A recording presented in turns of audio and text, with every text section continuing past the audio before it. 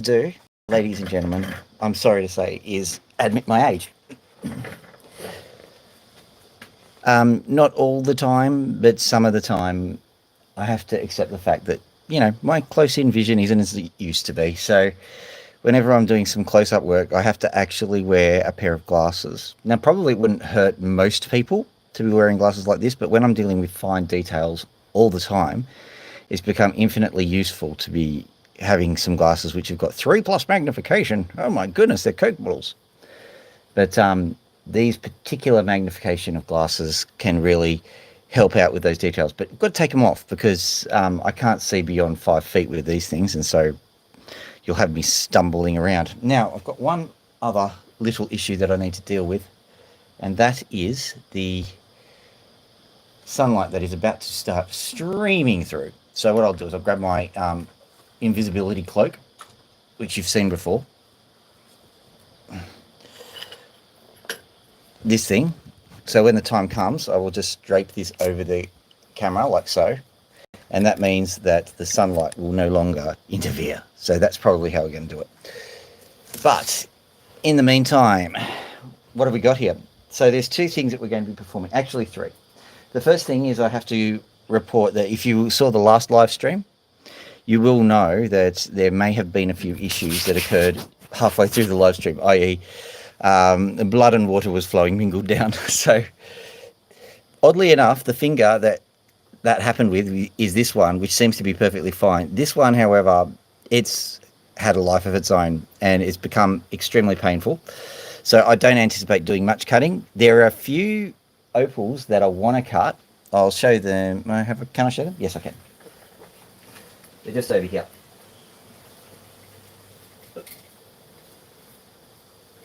These opals here, they've dried out in the time it's taken me to set up the shot. But these guys here, I'll show them to you. Those guys here. Yeah. G'day, Opal guy. I really appreciate the times when we're actually, doing stuff together because it seems that I never manage to get time with you. So this sounds like a girlfriend thing. You hang up. No, you hang up. No, you hang up. No, but I appreciate you all the more because of the tyranny of distance, my friend. What I'm going to be doing though is I've injured my thumb, and so I will cut these ones, just these few, put them over here. But I've got some other things to do, and I'll show you. I've got this thing, nice little jar, which is going to go, hopefully, just in the front here. Yes, it can fit. I've got this stuff here, hydrochloric acid, and I've got something else, and I'm just going to grab it.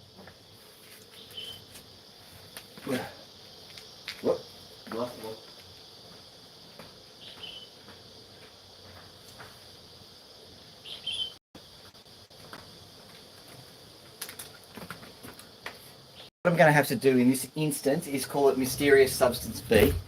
If you're a decent chemist, you probably know what it is, but I think it'd be a bit irresponsible for me to tell you what it is.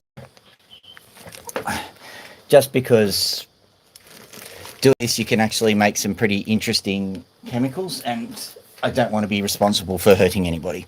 So this is something you certainly should not try at home, and I've gone and sought an awful lot of advice before I've done this, and I will only be making a small quantity as a test. But the end goal in this is a substance called aqua regia. You can look that up in your own time, but basically that is what you use to refine gold. So here is the mystery substance.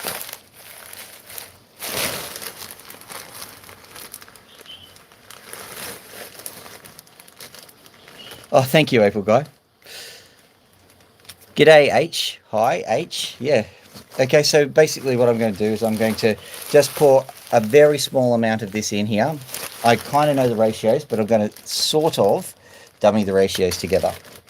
And this is going to go into my little jar. And the reason why I'm putting it into the opal space and filming it is just a side effect. But my opal cutting station makes an excellent fume hood, and the fumes that come off of this are both toxic and explosive. So I kind of want to be careful. So I'm only going to get a few grains of this, and I'm going to tip it into my jar, and I'll make sure it's all nice and safe. Just like that. Now we're going to swap around the camera angle so you can see what's going on.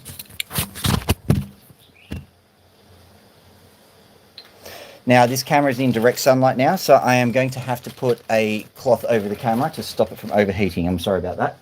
It's just going to mean it's going to be very difficult for me to read the comments. I will try. So here we go. Actually, I've been able to organise the shade pretty well. So here we go. We've got that sorted. Making sure I know where my opals are. They're just behind the jar. So you can see opals are there, jar is here. I will move jar in front, but I don't want to move it too far in front because I don't want to destabilize it. Okay, so now I'm going to add the acid, and we'll see if we can actually get this thing to react safely. Now the way I'm going to do this, you'll understand in a minute.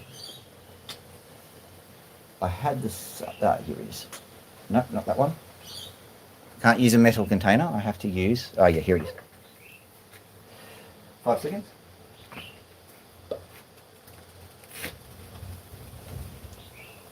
I just thought I had it, and I didn't quite have the right thing for the job, so I'm just going to quickly grab one.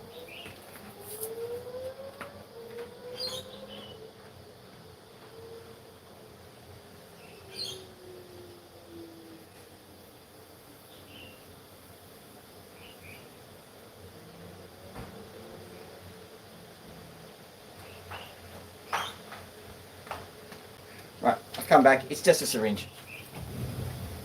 Now this acid said keep out of reach of children. That probably does mean me as well, but you know, when you get purchasing power, that's kind of goes out the window. Just opening it up. Someone's having more fun than me, believe it or not. I can hear some kind of race car sounds.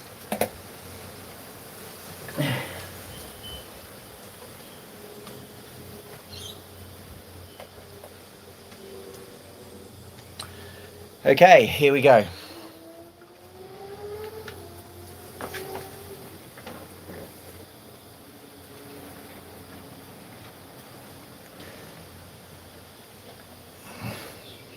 Funny thing about HCl, it's hydrochloric acid, but it's actually quite unreactive with you. You've got a lot of time to wash it off. Not so with this substance that I'm making. All right, just a little bit is going in. Flipping it round, gravity does its thing. Now, if everything goes well, we're not going to get much of a reaction. We might get a bit of fizzing, a bit of bubbling.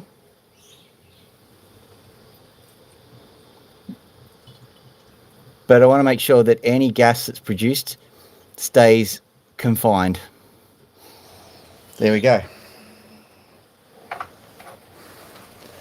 Now that should dissolve eventually. I'm just feeling the jar. I'm okay with this reaction taking forever because the slower it goes, the bigger the chance that I'm going to survive it.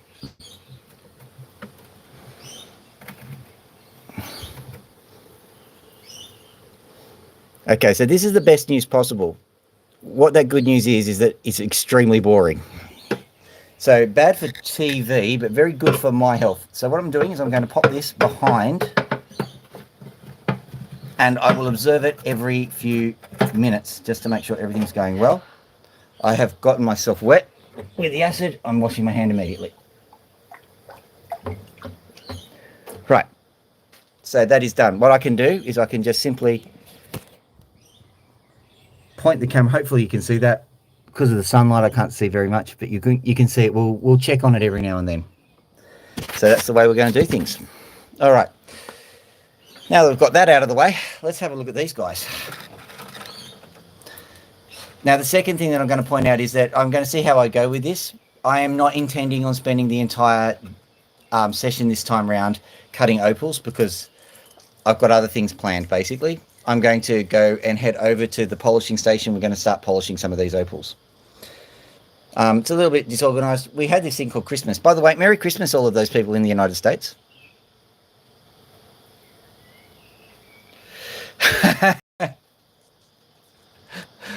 Well, okay. Ladies and gentlemen, say hello to my brother, Jonathan Hughes. Well, yes, mystery substance has been put on. I'm just going to turn you into a moderator. There you go. There you go. With great power comes great responsibility, mate. Okay, so what I'm going to do is I'm going to show you these opals, and we'll cut this one first. Believe it or not, that's going to be a good one. I'm just going to get it going so that you'll believe me. You'll like this. Water on.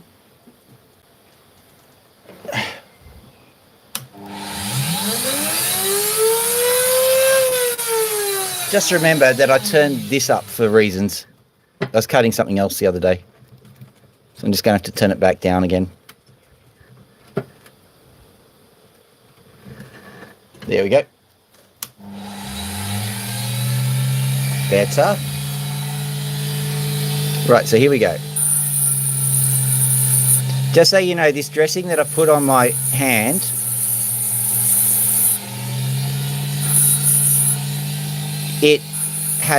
I've actually added some super glue to it.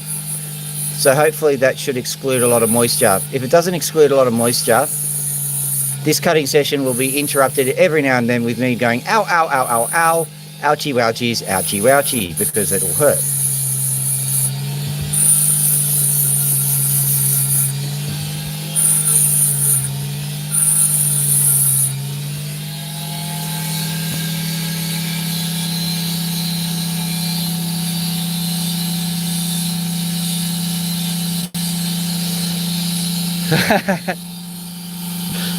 Hope you guys are behaving. I can barely read it.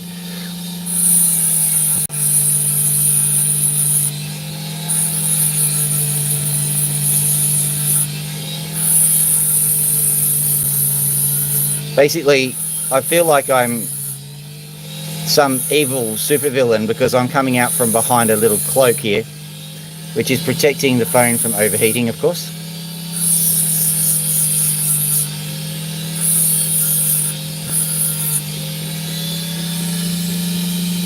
We have the advantage of sunlight at the moment, so let's have a look at that. This will probably just be doublet material because I think it's not going to be thick enough. But you get the general idea, I think.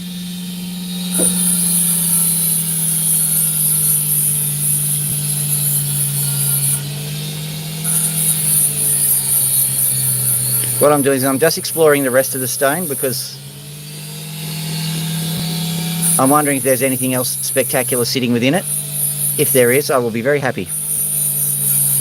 If not, I'll be sort of happy. Because I've already got a bit of colour.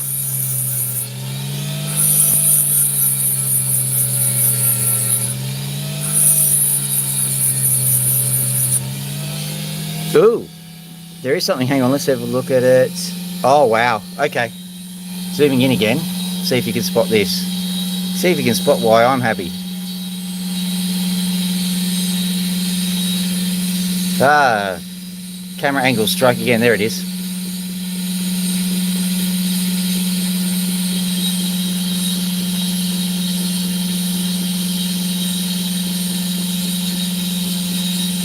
Lambina. Ooh.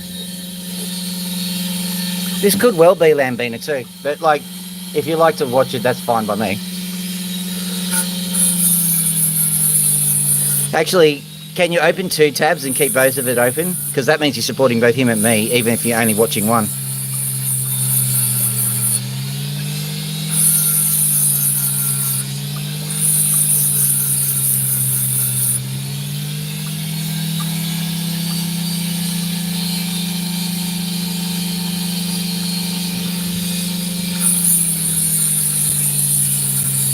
So, Opal guy, presuming you're not off watching Lambina, is Jono bragging about Australia again? It's good to be patriotic.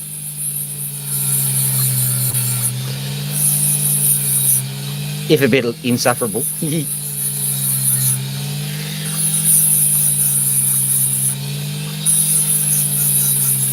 Sure hope this whole aqua regia thing works, because I'll have to ride me kangaroo down to the shop to get some other things.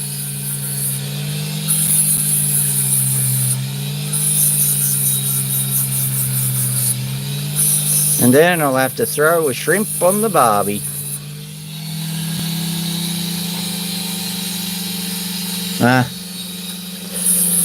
It's all good. Just, you do you. I'm not here to force anybody to watch anything, Opal guys, so whenever you're comfortable, do what you like.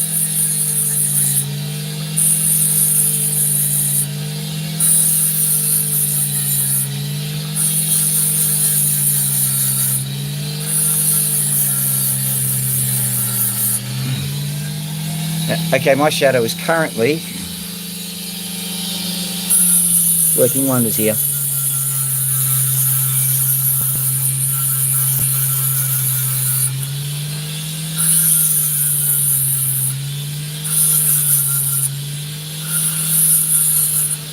So those people who know something about chemistry, the solution is turning green. I presume that's because there's a chloride ion present. Not that I'm trying to give away what I've added.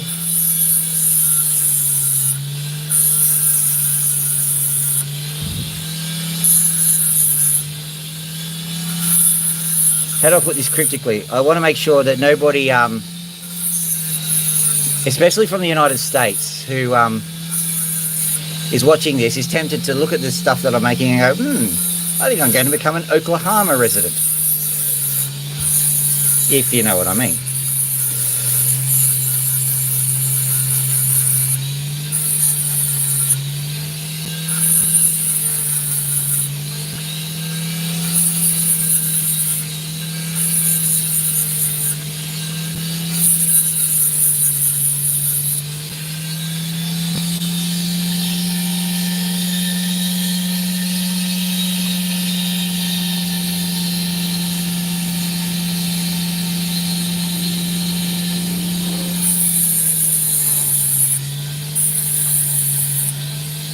Oh, well, chloride is negative. In case people didn't know, who are telling me all about chemistry in the chat.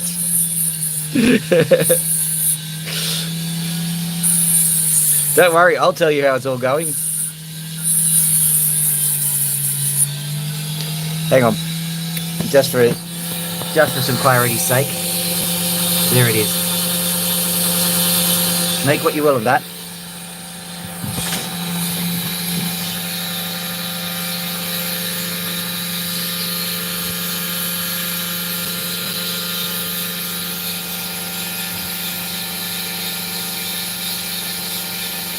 Okay, so what I'm going to do is I'm going to make this into two separate opals because it's obvious that I need to.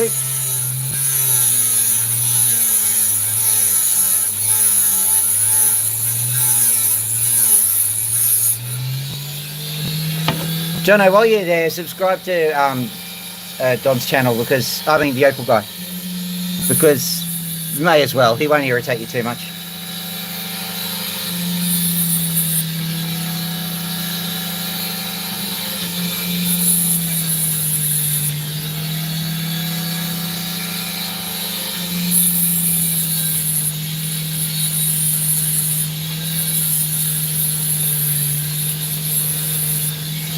Once you subscribe, he'll say, if you're not into opals, that's fine. You'll just hear occasionally, opal number 247, and that'll be about it for you. So, no skin off our nose, possibly a big milestone for him.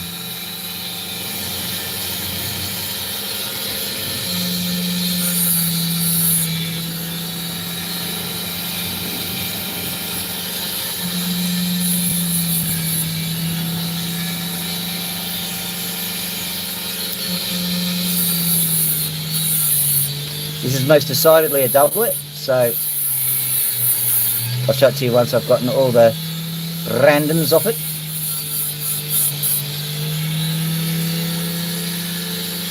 Okay, there we go. I'll do the rest of that on a dot.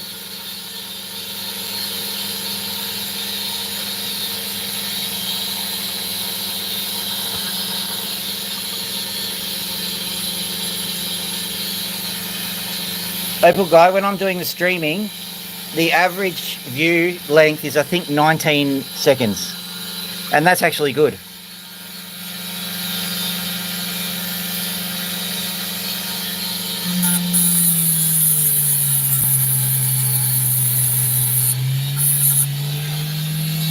I'm just hopeful that you get this peak rate of 100 going in for 19 seconds each. That's quite a lot of viewing. And if you're one of those people who's just breezing in for 19 seconds and breezing out again, thank you for giving me your 19 seconds.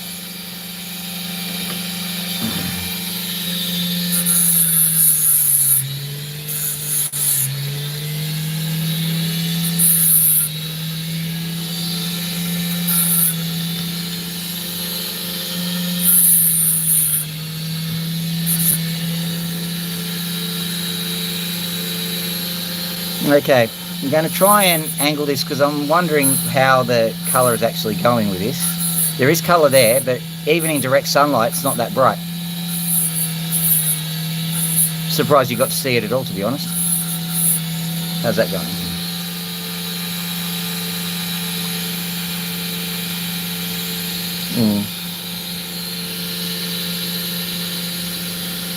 Oh wow, you've been looking at that, have you? Whoops.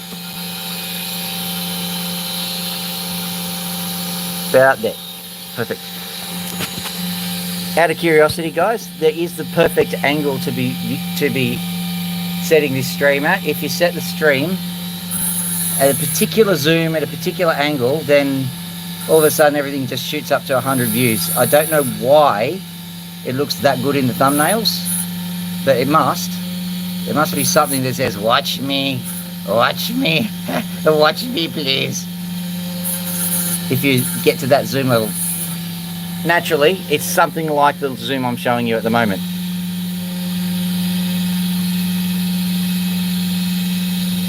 Yeah, that's right. I mean, if you leave it on for an hour, yes.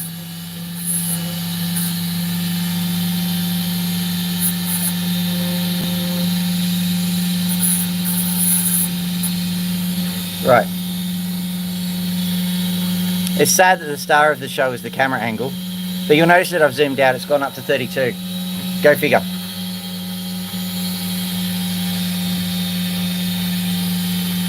Alright, let's have a look at this other one. Which one was the... We'll do this one next because it's going to look pretty fantastic. It's our good friend Caleb's. He sent it to me. And yes, I've ordered another set, and he sent me an email yesterday that I have not responded to, so hopefully he's watching the stream. But yeah, he said, yep, I've picked out another bunch of opals for you. I hope you enjoy them, something along those lines. So in honour of that event, here we go.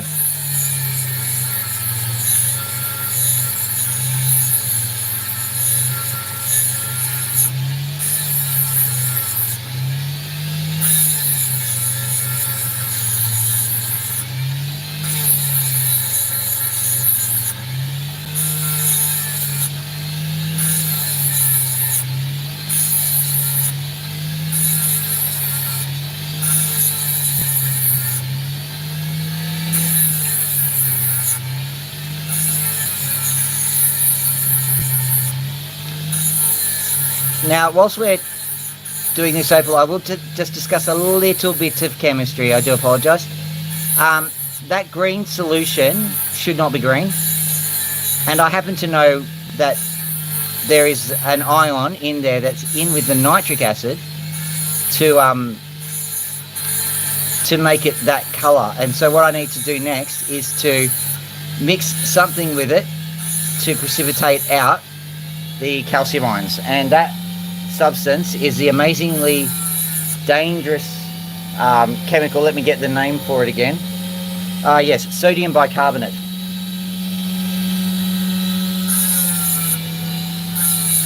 So all of you be wary, especially if you have indigestion.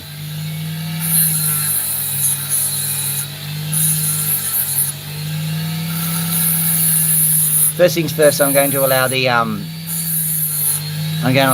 stuff to mix properly. I may even add some extra water to make sure that the that the substance at the bottom actually dissolves in solution. It might be that the acid is too strong, so to speak. So I think Le Chatelier is turning in his grave at the moment. Wow, that is a niche joke.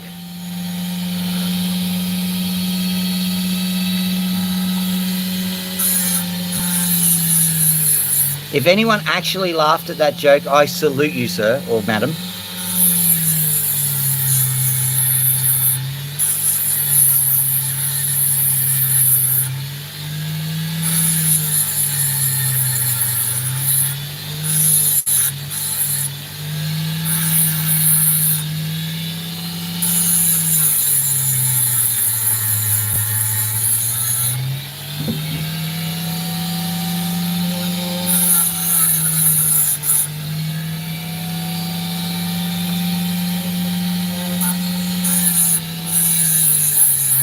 Right, let's have a look at this opal now.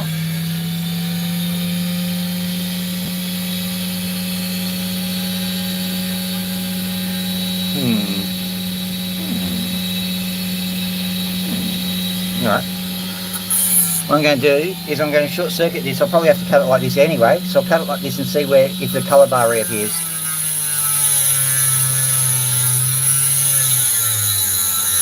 Just cutting it a little bit obliquely to make sure that I don't That's interesting. The way the blade slipped off tells me that I need to replace it. Also, because I've actually treated my Band-Aid, that means that the blade is actually dangerous to me. So I've got to treat it with a bit more caution than normal.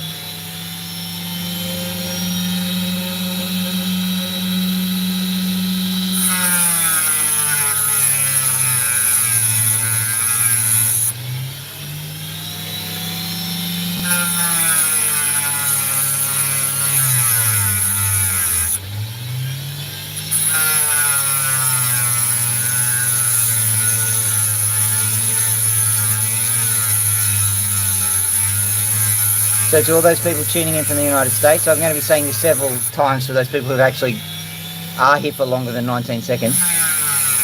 Merry Christmas. I hope the Santa Bunny brings you all the Easter eggs you want.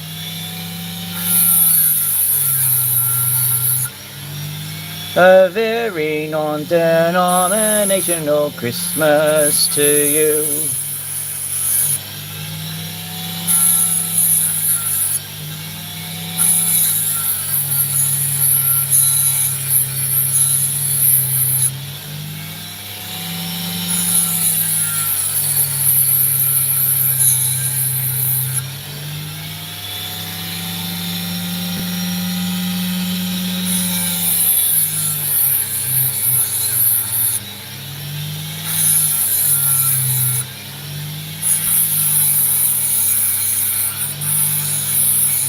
In case you're interested, the answer to that was no, there is no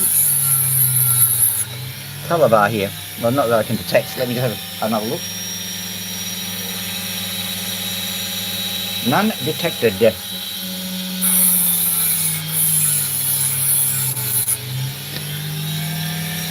Just quickly having a look through here. I think I can see evidence of more colour, but it might literally terminate where the colour can be seen, so we'll find out.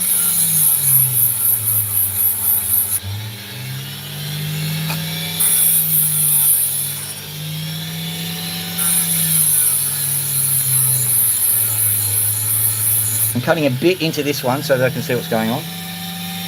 Very, very superficial from the looks of things.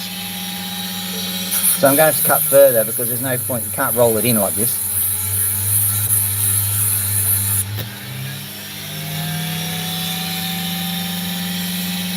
Right, I can see what we're doing now.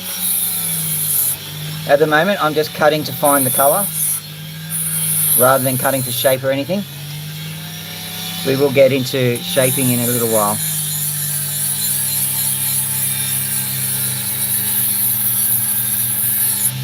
In case you're interested, after Christmas had expired in Australia, because we are a day ahead of course, this Opal station was otherwise gainfully employed in means that weren't necessarily cutting opal. Well, hang on.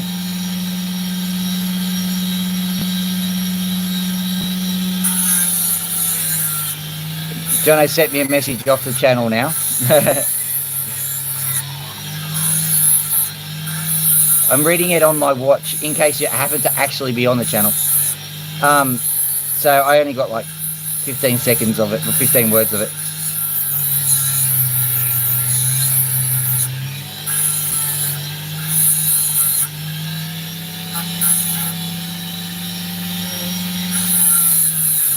In case you're wondering what I'm talking about, my brother was on the channel a little bit earlier, and we were discussing, well,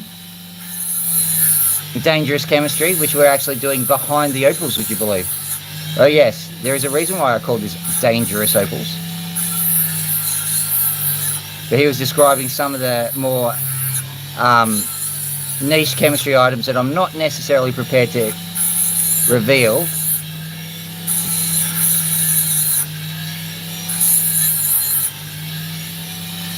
And it was, of course, very interesting, at least the 5 words I was able to read.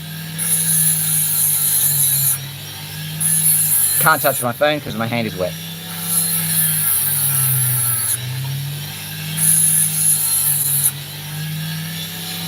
Let's have a look now. Alright, so that colour is bleeding into the background. What it might be is a case of, it might face from this side.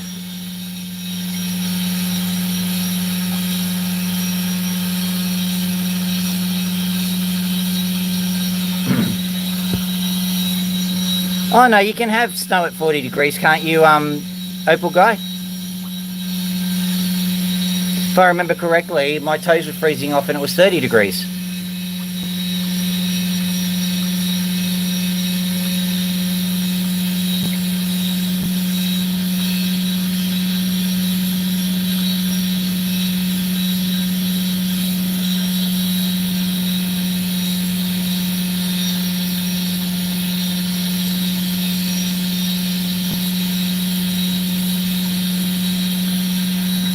Oxides, you reckon? Let me have a look. There's no residual anything in the jar, but I didn't exactly pay attention to hygiene.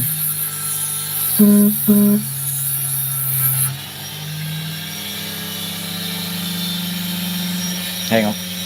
Think.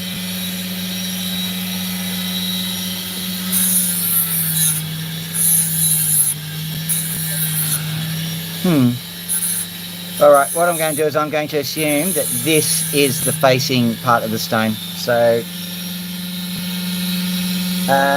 let's just start the process. What I will do is, let me see. Just thinking. Have I zoomed in again? Honestly, silly me.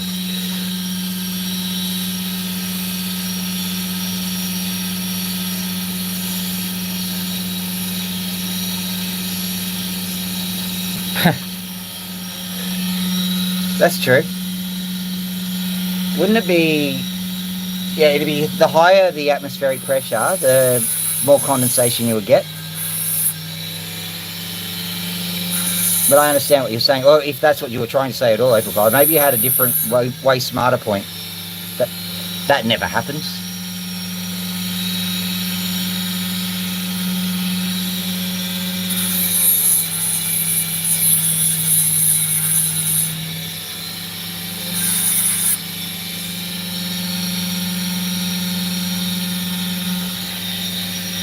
So I'm looking at it in the sun.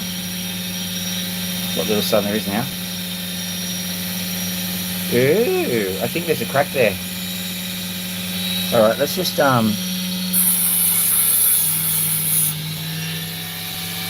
does that do? Yeah, okay, good. Crisis over. I think, let me just try angling it. It might be a it might be a directionality thing. Let's just try moving it and rolling it back this way.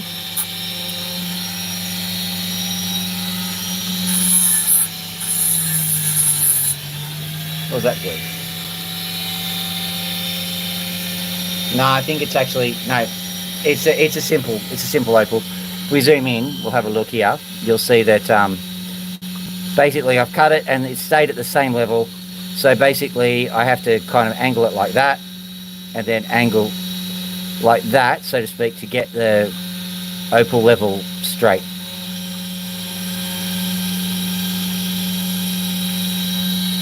Right, so let's zoom this back so that we keep the punters happy. That's, no, a bit closer. Look, perfect zoom angle, as far as I know anyway. Okay, so let me have a look at the Opal now.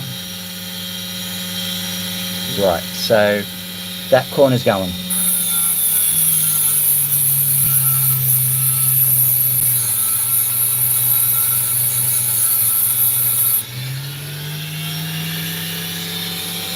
That corner's going.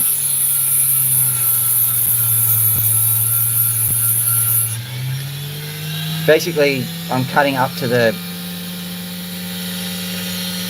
It's nothing rocket sciencey yet. I'm just cutting up to the colour, really.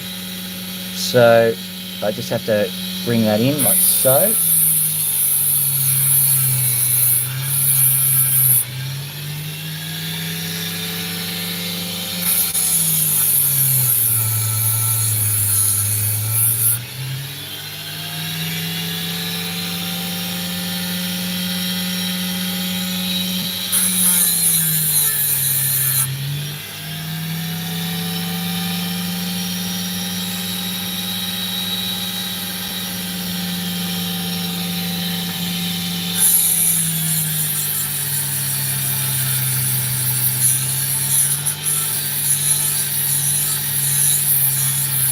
I'm doing it this way because hope springs eternal. Maybe if there's deeper colour deeper in the stone, I can quickly modify my approach.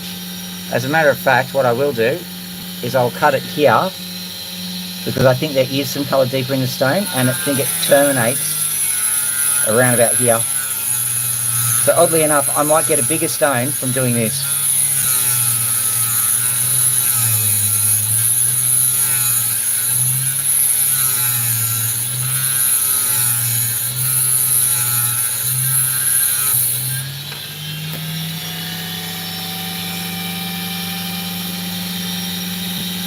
Not yet, I'm not.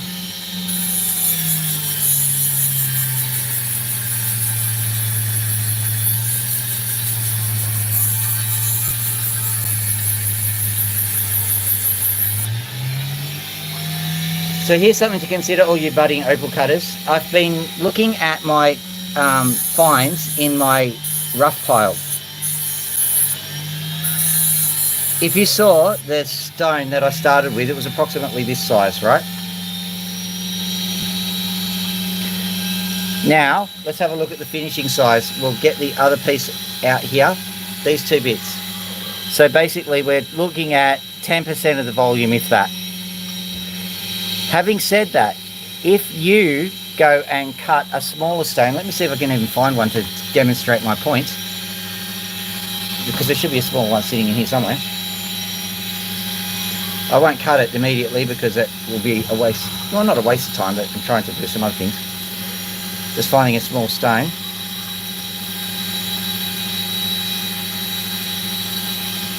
Yeah, I can use this one as an example. As a matter of fact, I will cut it because it's going to look like a fairly quick cut. So, using this stone as an example, right, let's zoom in a bit. I'm going to cut it, and you saw how big it was at the start. And the thing you notice about these smaller stones, when you find them, bearing in mind this one might be an off cut, I don't know, but when you find them in the wild, so to speak, you find many more of them, and they have a larger percentage of colour which is covered on the stone. So that means that you cut them less. So I would say that when I'm done here, let's have a look. It takes you less time because the volume is smaller, obviously, but also the actual proportion is smaller. The proportion of stone that is not usable opal is much, much smaller. So here we go. And I kid you not, that thing, if I just roll it a bit, it's ready to be docked. And I'll show you two phenomena. The first is this. Where's my stones? So I started with a big stone, and it's indistinguishable in size from the small stone, and this one's ready to be docked. I've still got to work on this one. In other words, If you're cutting opals, do not miss out on cutting the small ones, because the small ones are actually more efficient. Thought you'd be interested in that little gem, so to speak.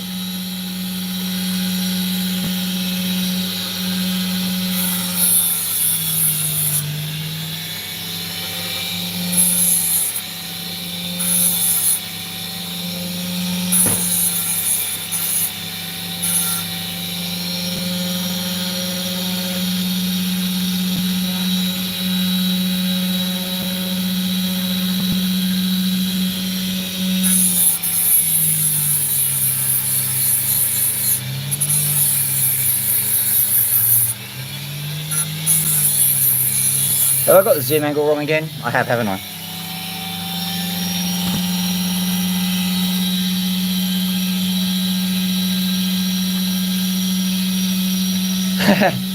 My eyesight is failing. I read that as smaller means less wear on your saw or butt.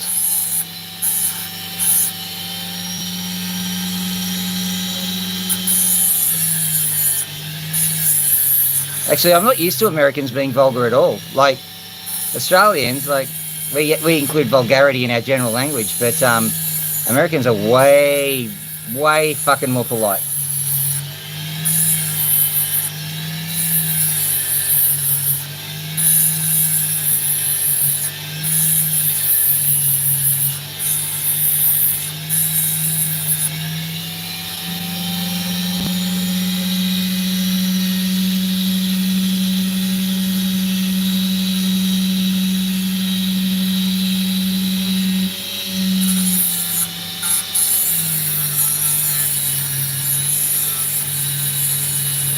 I swear I'm a walking Specsavers ad.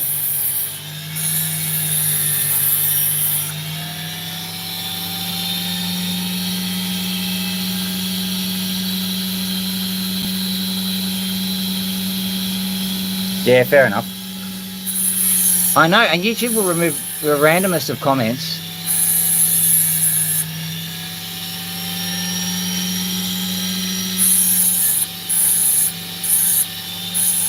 But that is because there's a bot war going on. There are essentially robotic accounts out there who are trying to get their own political aims sorted out, and we are the collateral.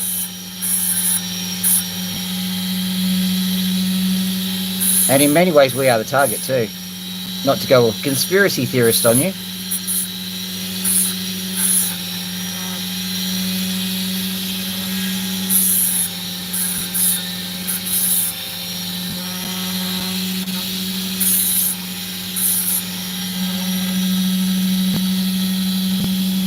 Okay, there we go. I will dop that one up now. Really? It's probably a postcode. Right, let's grab it. Is it this one? In case you're interested, I am talking to myself. That one will be interesting, but we'll do this one first. Hopefully this piece of material here will very quickly clean away, because I don't want it to be too thin.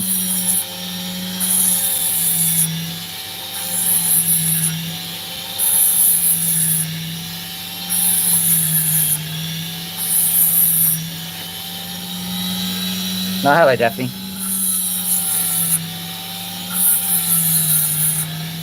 Hang on for a second, I'm just going to turn the thing off. No, she doesn't want it? Okay, no worries. Sorry, I think we've just disrupted the bladder of a tiny little dog. Don't report me.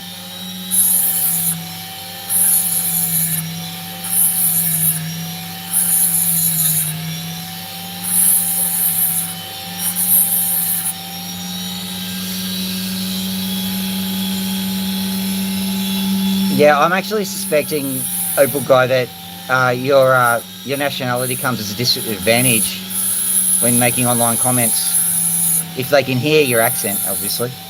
Maybe I'll do a YouTube channel on how to sound more like an Australian.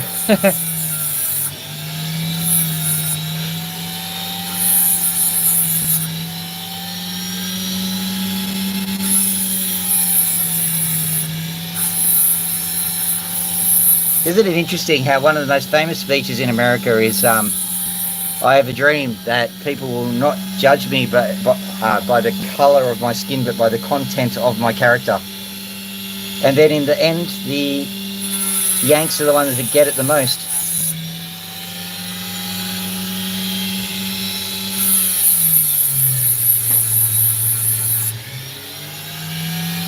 If I was going to directly quote, I think you'll find that it's actually that people will not judge my son by the colour of his skin, but by the content of his character, which in itself was a pretty sad statement that he did not expect to see it happen in his lifetime. He was correct, of course, because of a certain unaliving event that occurred.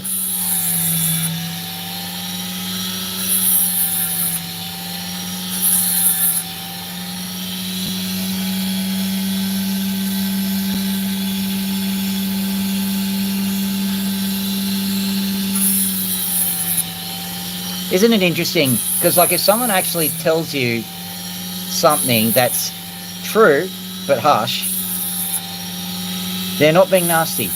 Well, usually, as a matter of fact, it's a person who's your friend who will say that more than an enemy. If they're going to comment on you, it'll start with, did you hear what he said?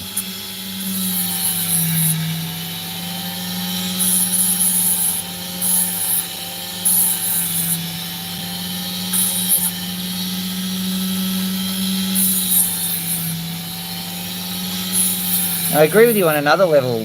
Then see if you agree with this kind of idea. But if even if we make the assumption that Americans are overly confident in how good America is compared to the rest of the world, even then, if they're making a criticism trying to get someone to be more like what they consider to be the best country in the world, that's actually still from a good place.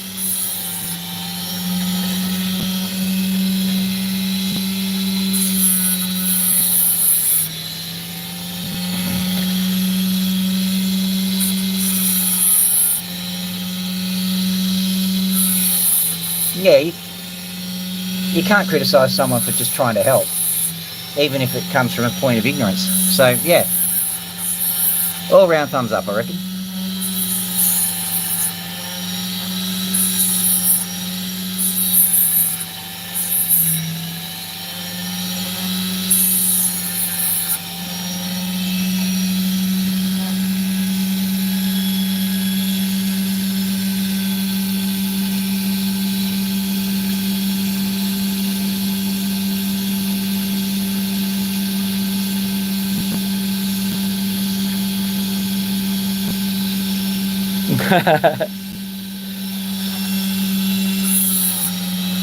Well, the funny thing about Gaza is that we're seeing an awful lot of influence from agents that are definitely not the United States there. And it's very cynical because, from my opinion, and I'm trying not to be too political on this channel, but the people who are doing it are not the ones who are getting unalived by it all. It's very sad. And yeah, thoroughly cynical to use other people as weapons of war.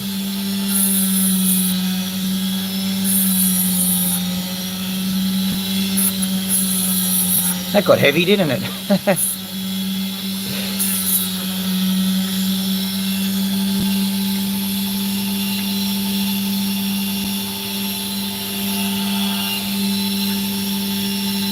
Yeah. Oh, I get your point now. Yeah, you could. Well, you have the might. It's interesting to know that's where the warthogs went.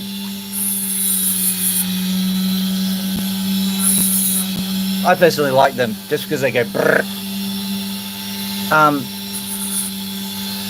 People are saying that that's not a good enough argument to keep them. I'm going, I like the sound. But yeah, definitely a warthog could go brrr and make a ceasefire happen.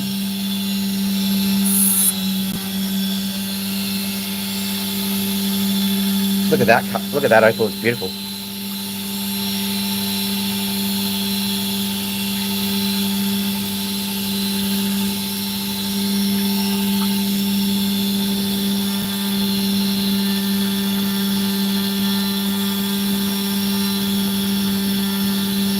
They're a beautiful plane.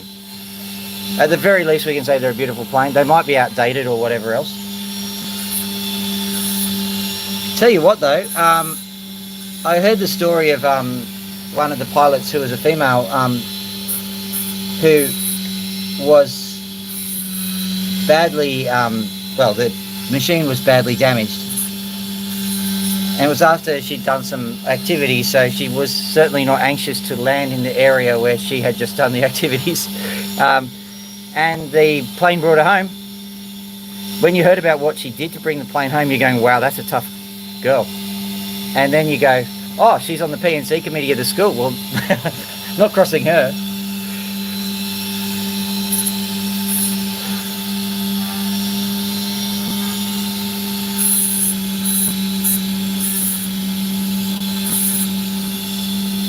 Okay, that's good. Look at that, it's a beautiful crystal opal.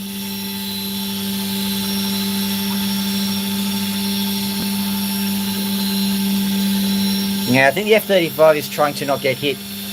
Remember that, I sort of agree with you, Opal Guy, but remember that there are propagandists who are trying to say the F-35 isn't any good. So when you're saying that, you've got to remember there are people who are actively and irrationally campaigning against the plane.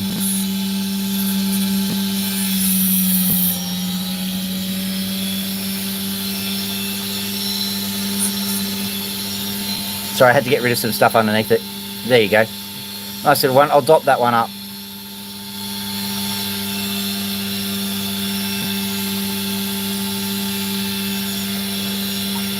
Right, let's have a look at this guy. This one is a lot thinner. It's nice. It's a lot thinner.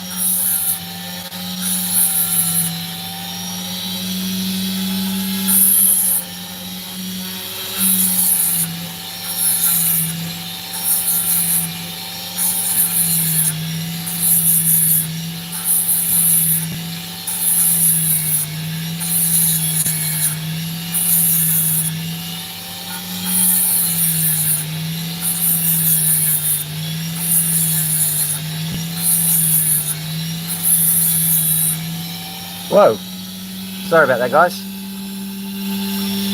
Perfect angle.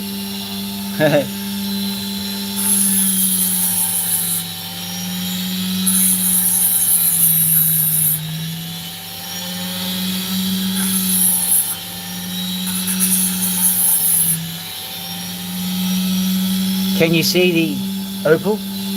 Not from that angle.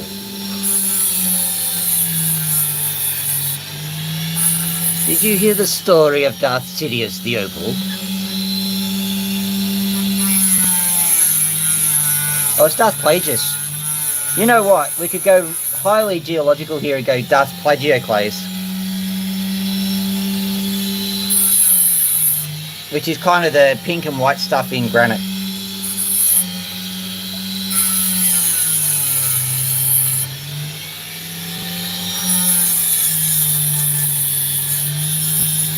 Got to be careful here because there's a defect which may ruin our day.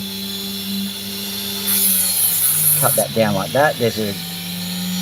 Okay. I'm just getting rid of the more superficial stuff, but we've got a bigger problem. We've got this thing, which is a bigger problem. I think it's YouTube's fault. There you go. What I did say, my birthday's coming up, and I mentioned to my daughter that if I had a more controllable camera setup for YouTube with a, you know, control box and all that sort of stuff, that might be interesting. I know that you can sort of get it to work from the phone, so it should be fairly simple to cheaply make it kind of a studio setup.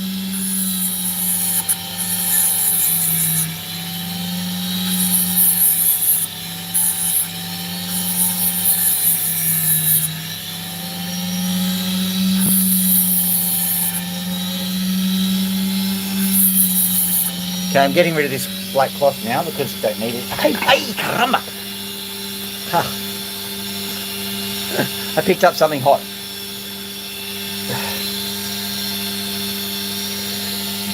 Luckily, I've got some water.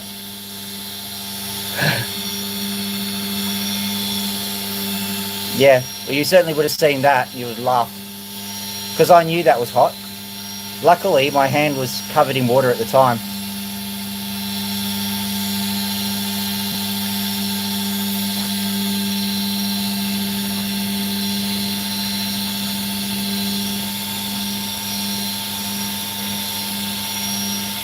Sorry, because your skin insulates really well, you have to put it underwater for longer than people realise.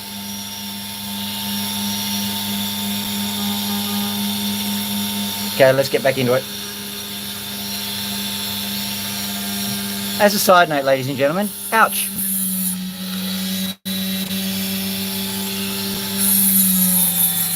Well, I did say it was going to be dangerous, didn't I? I have not disappointed. I hope you people understand how I suffer for my art.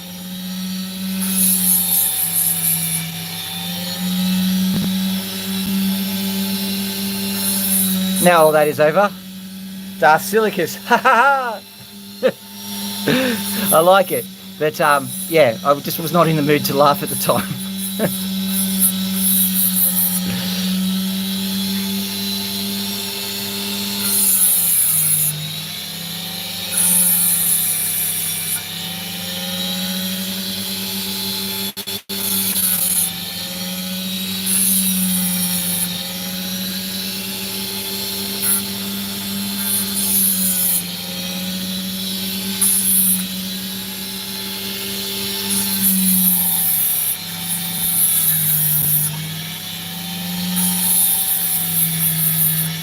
But you know what? Darth Sidious, right? So that's one of those prefix postfix words, isn't it? So wouldn't Sidious be the opposite of insidious?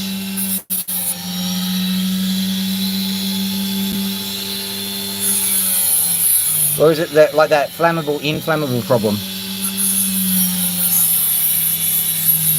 Or nuclear, nuclear? Or aluminium or aluminum?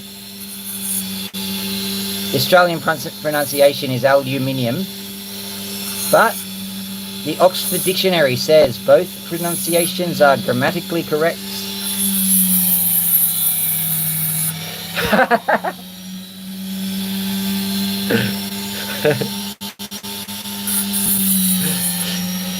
You the younglings.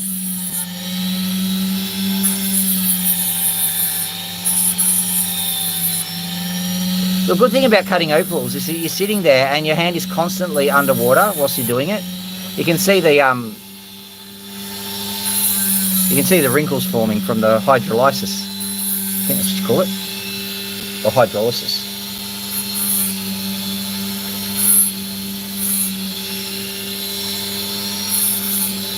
It's been a bad couple of days from injuries perspective. There we go. All right, let's zoom in on that, and hopefully I'll zoom out again at the appropriate juncture.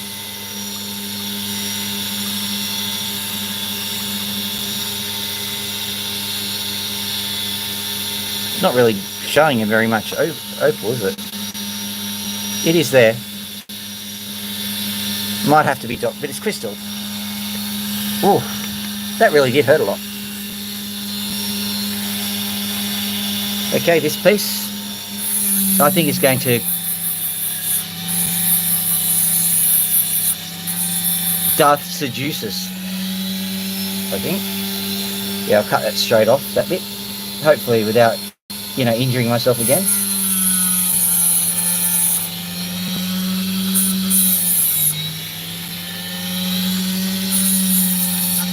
There is a live stream that I was making in which I drilled a hole in my hand. That one has been locked because I didn't think that it would get through the censorship screen anyway. I didn't even bother.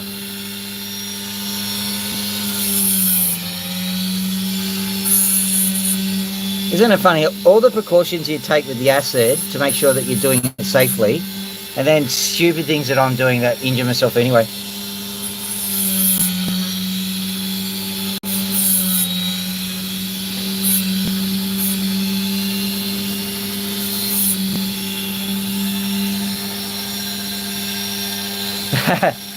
Oh, far out. Sorry.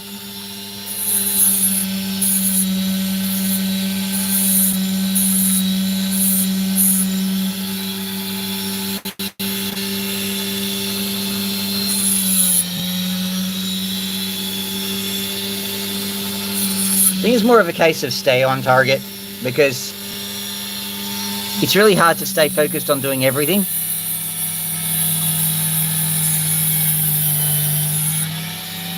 Yeah, that is true.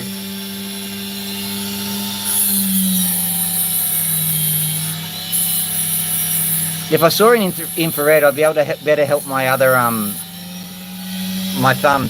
This thing here, the reason why I've got it covered up and all, it got a relatively simple cut, but I think a chunk of aluminium got in there and it got infected, which is a double whammy. Aluminium's actually not that good for you.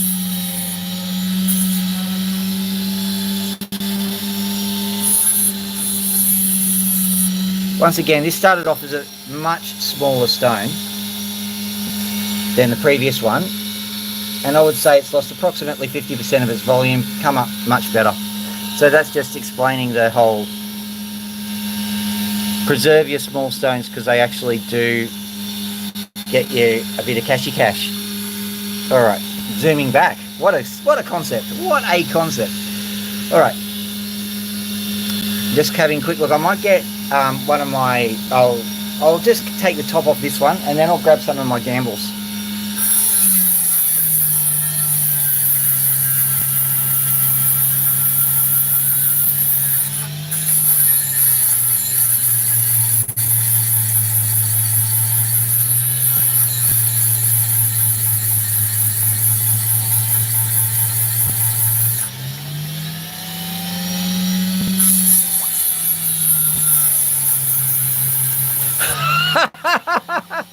Oh, sorry, I just read that. They filmed from behind. It's like, Red Leader here, lost crystal, lost potch. They filmed us from behind.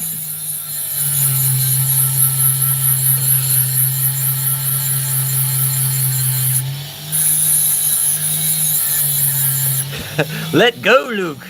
Okay.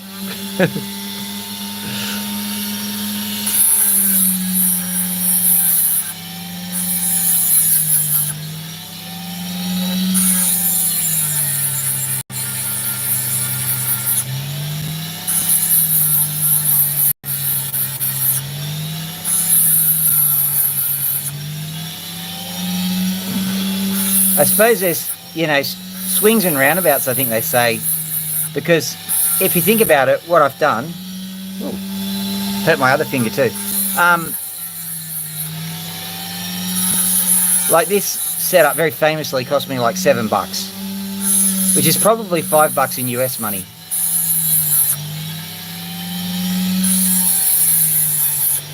But in order to, do a good filming of a YouTube channel, maybe you need to invest more than $7.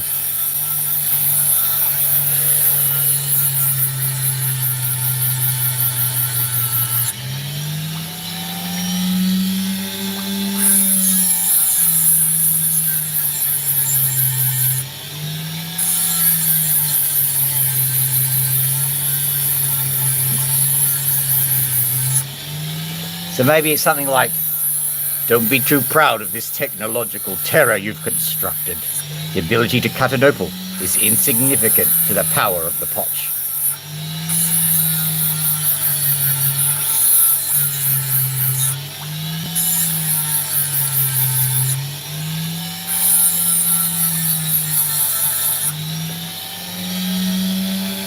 No. And realistically what we're doing is we are converting a hobby into a money spinner. Presuming we get monetized at all. 1,000 views, top 10% of YouTubers. If there even is such a thing as superiority when you think about it. Just because people are looking at you, yeah, great.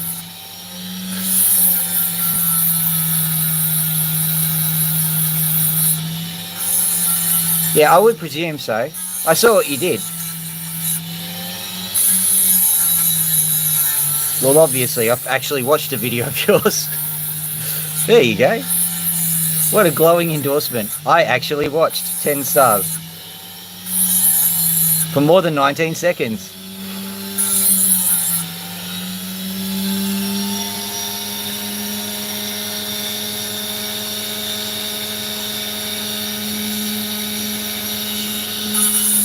Yeah, well, you work with what you got, mate. I strongly suggest that you don't work on growing them because, how do I put this? If you got yourself some, it probably still wouldn't work. You may have to have an XX chromosome as well and be 14.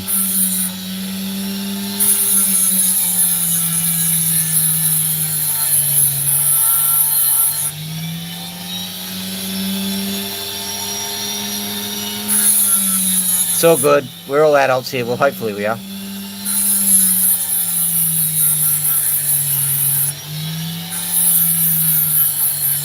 Now, there seems to be some cracking going on here, so I'm going to try and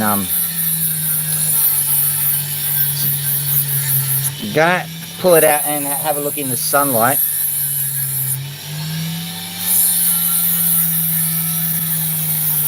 Yeah, something like that. I'm not trying to imply anything. Yeah, actually, it's a... yeah. Listen, I wish I could retract stuff. How about that?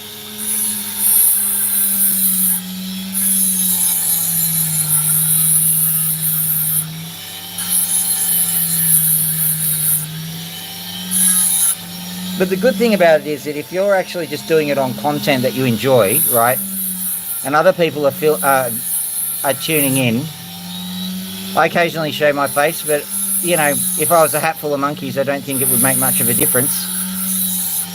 Presuming I'm not a hat full of monkeys at the moment. This is a tough conversation to have. But presuming all of that, it just means that people are interested in the content, which is good. Whoever you got are interested in the content.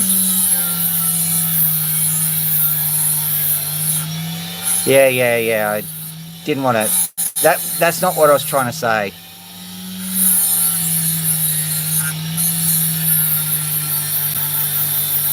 Opal miners, fine.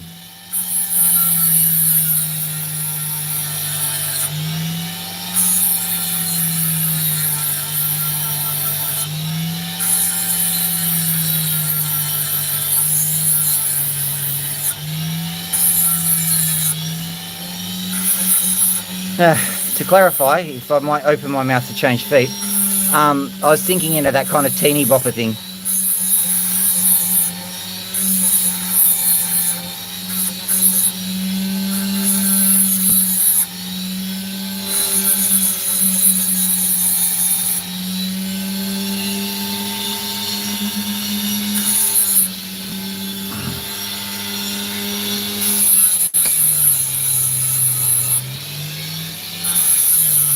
Maybe I can advertise my channel as like, you know, we hit the hard issues. We don't shy away, regardless of how stupid an idea it is. All right, let's have a look.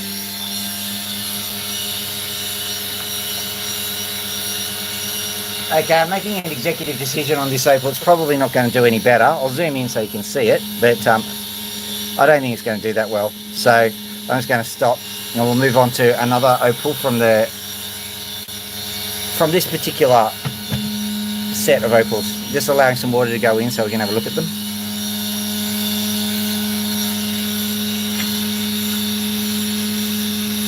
That one might do it.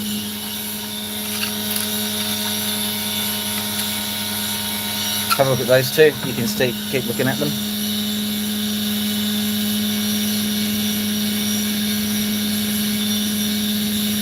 Yeah, I know. I think basically you do what you enjoy and hope that other people enjoy it. I think that's a decent / noble goal.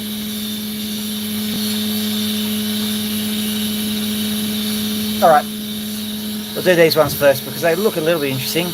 And then we might actually go to the polishing section. I may even just, yeah. What I'll do is I'll first reduce the chance that this is just going to snap.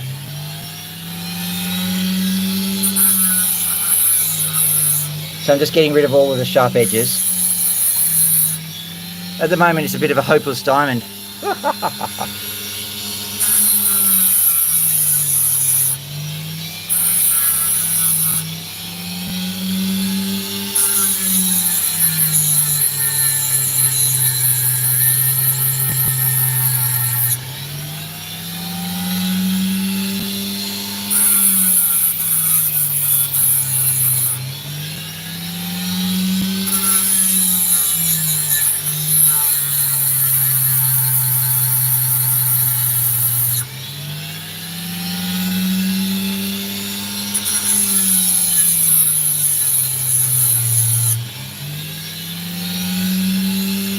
We'll go have a look at something interesting about this stone, and we'll...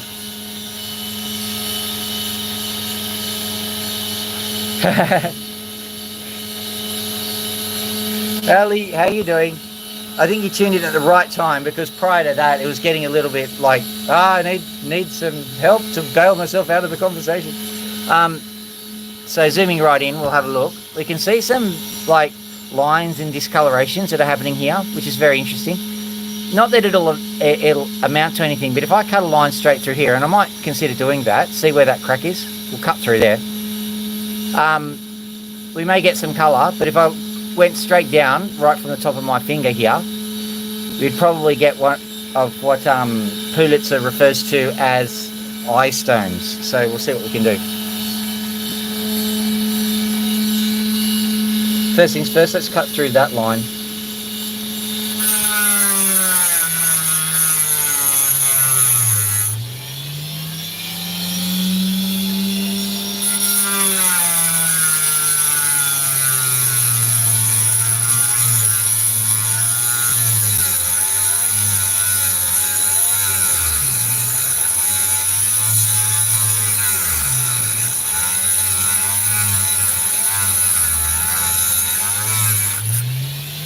Okay. So the mixture behind me is smoking, in case you're interested.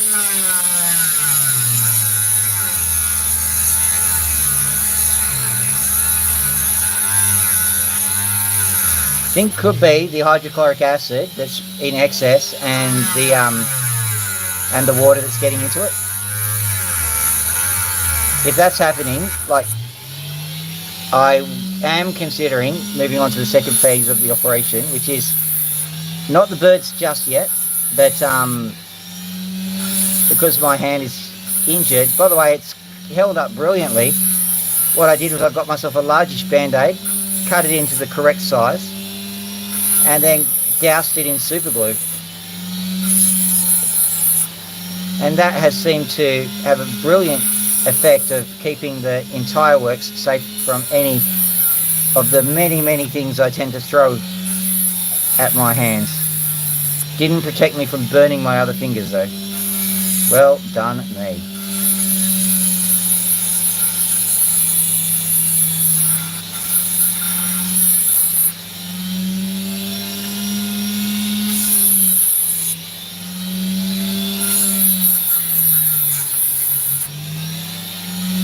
Funny thing is that now I've burned myself a little bit, my body's going, you're going to hurt yourself again, aren't you? And every time I even touch something, I kind of jump a bit.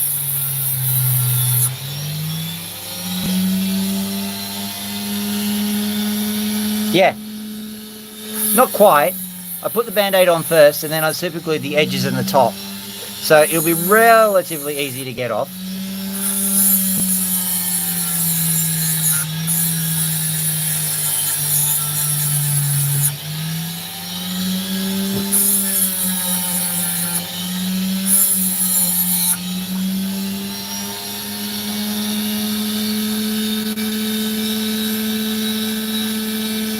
Yeah, I do watch Nile Red from time to time, but he's very boring because he, how do I put this?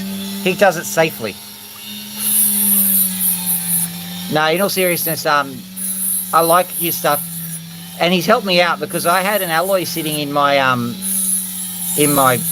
stuff, and it was this purple stuff, and I realised that what had happened was I'd allowed some aluminium to get into my gold, creating a purple colour. I knew that because Nile Red told me.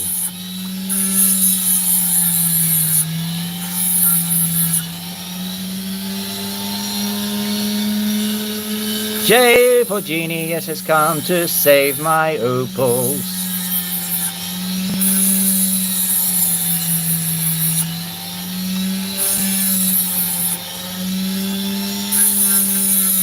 I shouldn't be so exclusive, so J for Genius has just gotten a theme anthem apparently. The opal guy, he is an opal guy who does opals, he's a guy. There we are.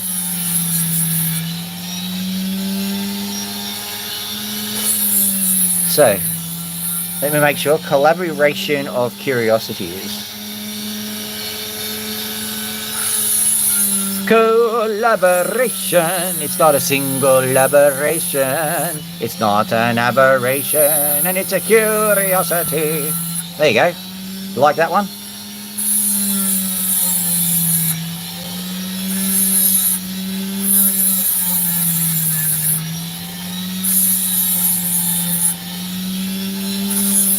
Jonathan Hughes, he's probably not listening anymore, so we can insult him. You're an idiot.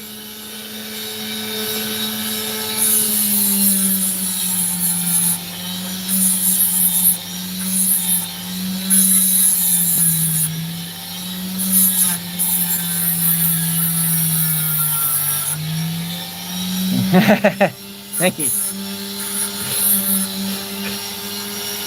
You should have said so many other great science channels. Make sure you get your objectives clear.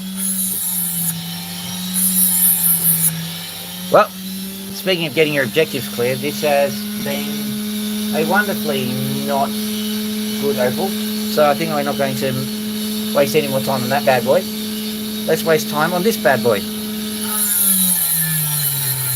What I'll do is I'll get a Magnus opal out of one of these. If I get terribly desperate, I can get this guy out. That one will work.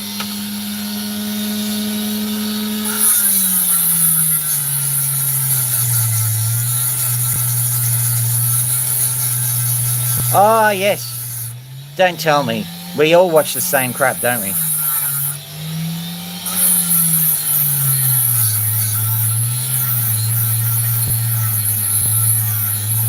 There's your YouTube algorithm right there, just us suggesting things.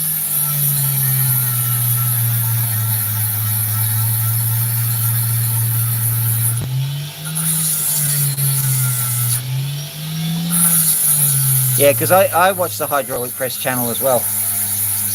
I'm trying to think of what we've missed out. Does any of you watch the slow-mo guys?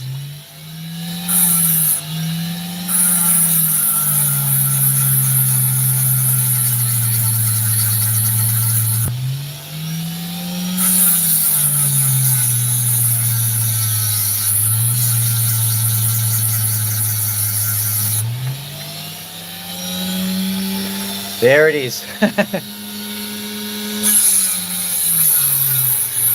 I suppose J is for Genius has confirmed it. Welcome everyone to Nerdvana.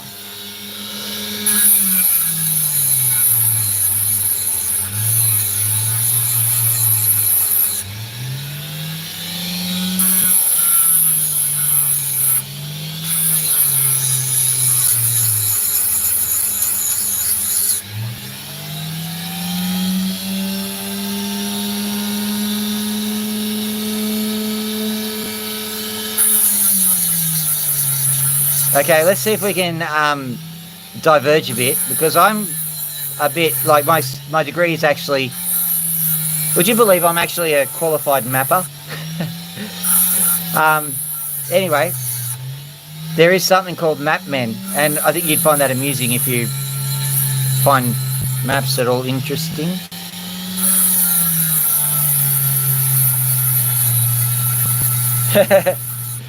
Thank you, Jay.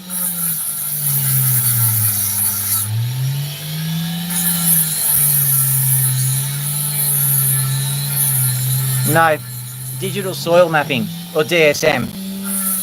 Not to be confused with the American DSM, which is, of course, diagnosing all of those wonderful diseases we all have.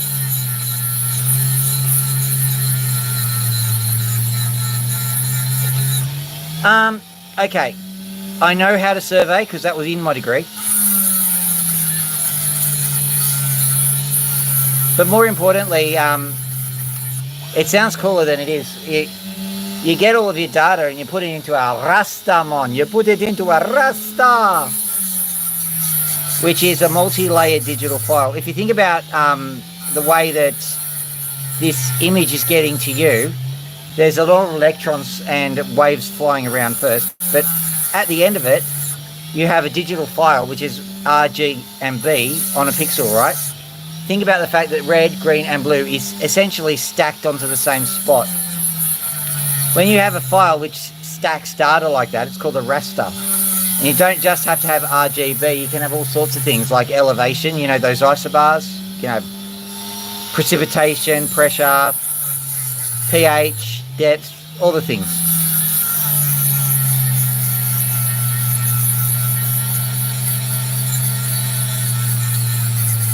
Okay, will you qualify then, Jay? And thank you for raster, not rasta.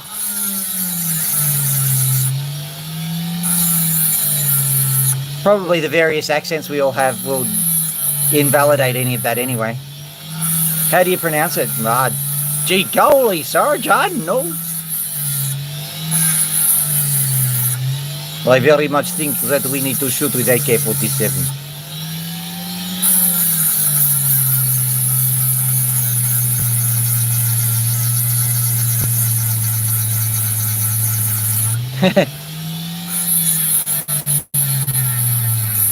You can still make a Bob Marley Joe collaboration. I think because we're all nerds, we're obliged to laugh because we know what it's like to have those crickets going.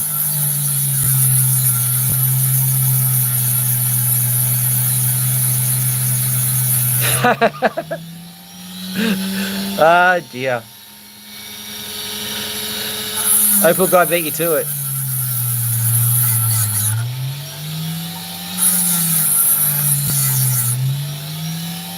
Oh, Australian native bumblebee just went past. They don't sting. They just look scary.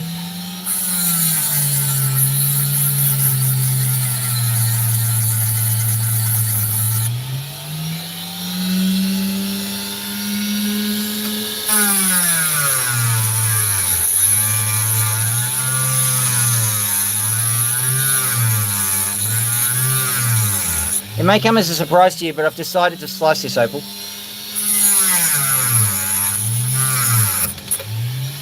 Or break it.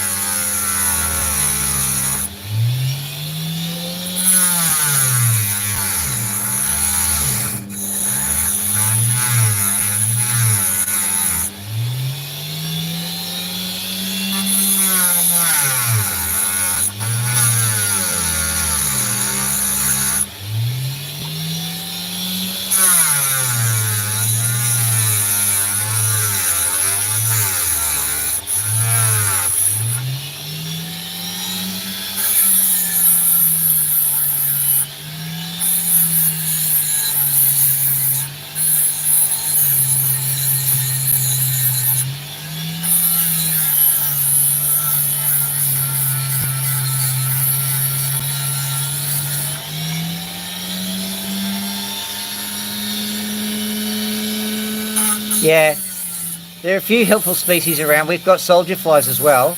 They look scary. They almost look like wasps. Don't swat them. Don't spray them. They're great. They don't sting. Hoverflies, once again.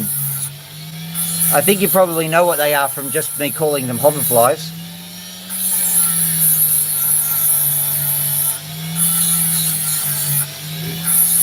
If you see a hoverfly, they look scary too. Don't swat them. They eat other insects. And of course the native bees, they generally don't sting. They produce honey, just not as much.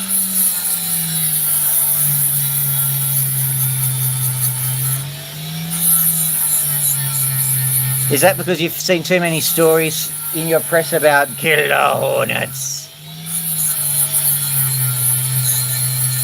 Murder hornets.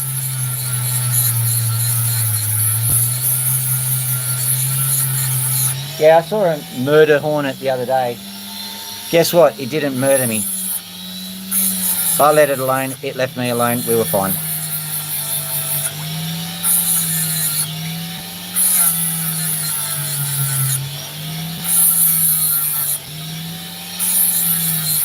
Yeah, I can remember with all that 9/11 garbage was going on. In Australia, we were also, you know, looking at other people with great suspicion. And even now in the airport, I've got friends, like I go through the metal detectors at the airport And then I turn around, all my friends are gone because they are students from other countries. Then you look in the little security room, they're all having to bend over, and there's some guy with a glove going snap.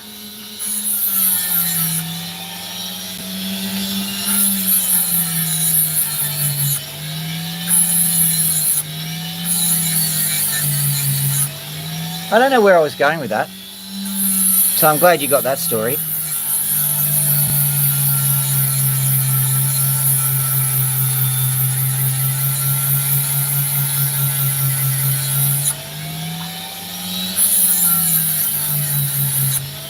Yeah. When I was in Nebraska, I saw a squirrel live for the first time. Quite an interesting creature. If you haven't seen them your entire life, that is.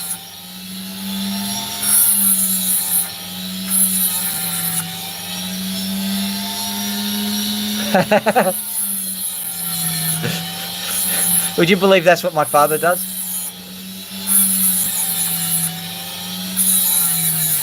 So yes, I'm an emo. Whee!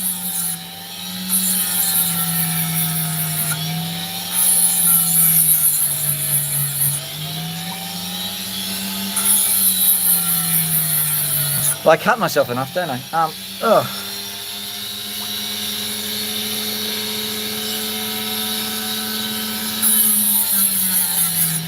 Sorry, pins and needles.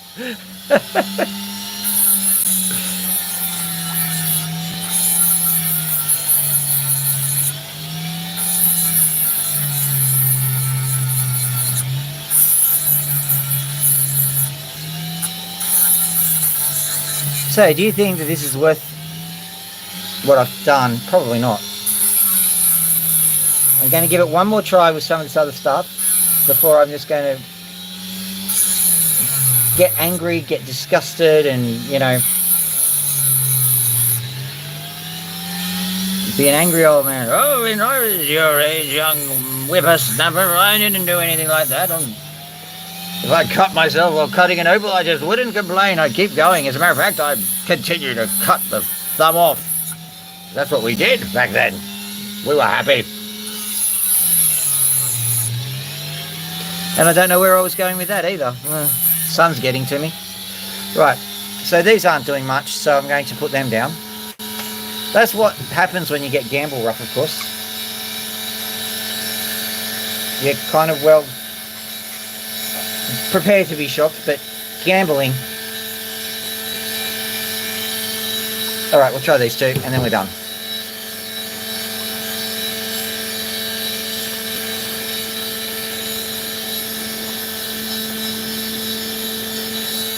Oh yeah, because there was nothing particularly spectacular. Oh. Alright, you know, I catch on fast.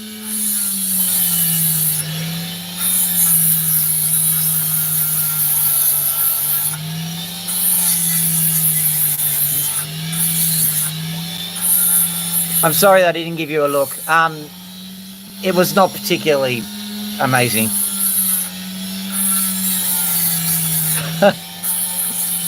She gives as good as she gets.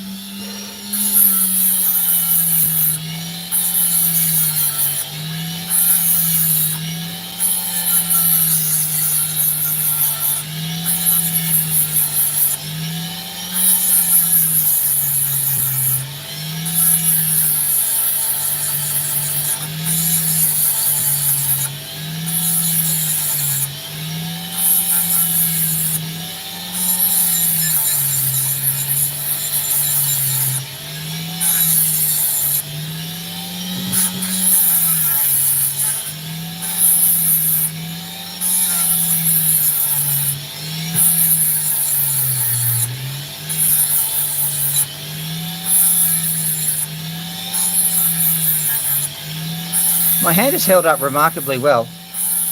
Side note here, guys, it will not survive the birds. They do not like band-aids or any kind of thing of any kind on your hand.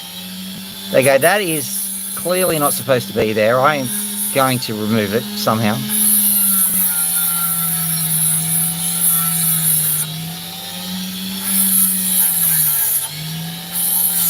When you go into the aviaries, there's no greater hive of scum and villainy. We must be cautious. I think that is the worst Obi-Wan I've ever done. I will be reviewing the footage to make sure.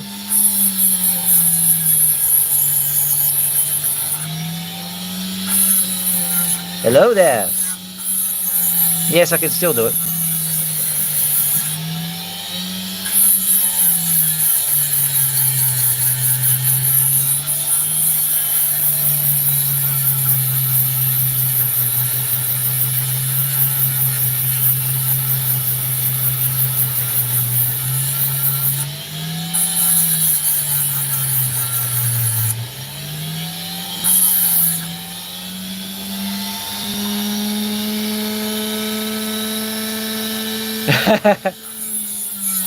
Yes, it would be a great asset. Could it be done?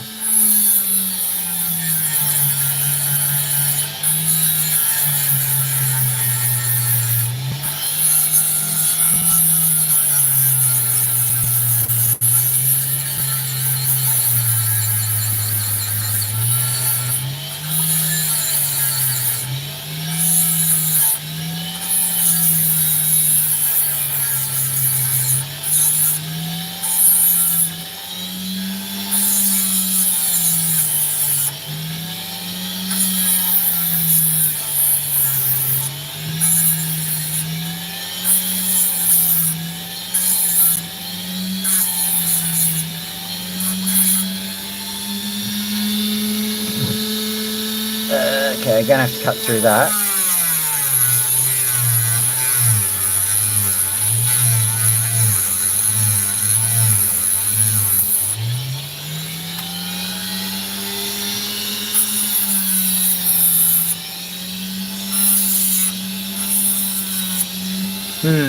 Let me check on the sun.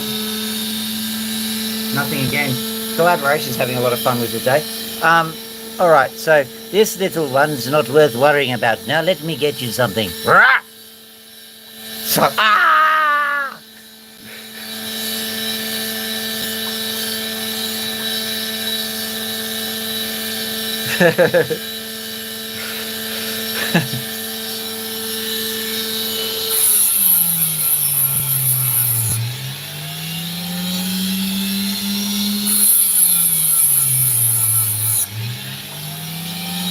this facility is crude, but it should be adequate to cut Opal.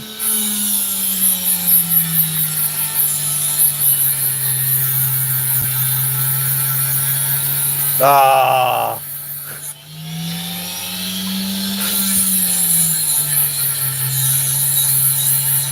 I can do a few of them. Hang on for a second.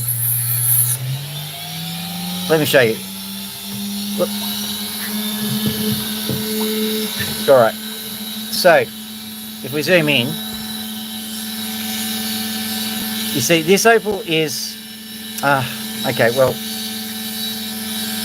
this Opal is... this Opal... Well, this is green. There you go, Jay. Enjoy that one.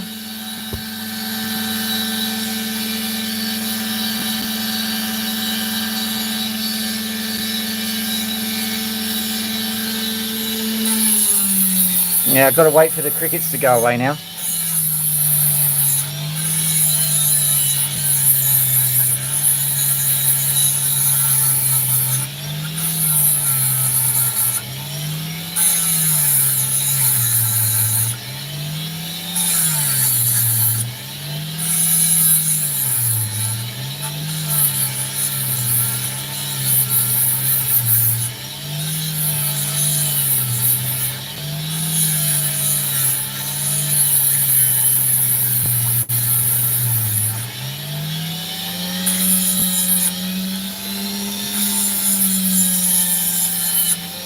Yes, this blade is offering quite a lot of resistance, but as we know, resistance is futile.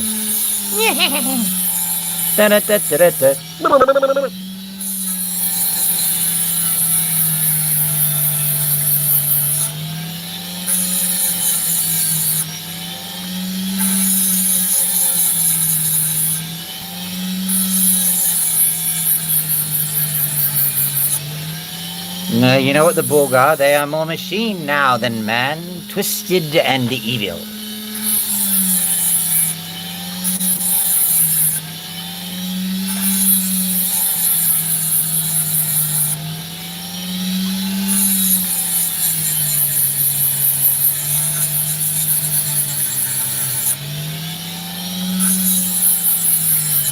I'm hoping that there's some red under here. I've got this suspicion that there will be. That's why I'm even bothering.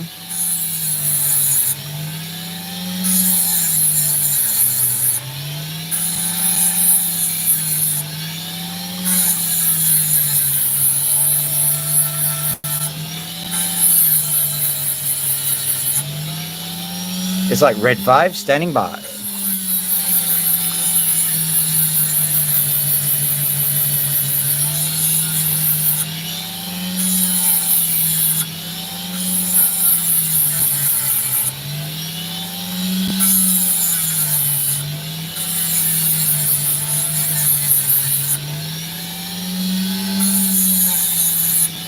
Do you reckon we need to make this wheel go a bit faster?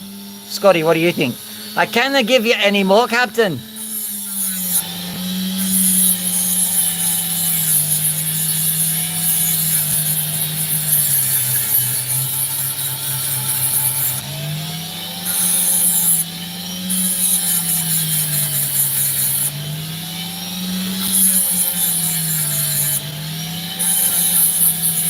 Oh no, you know what you've just done to me?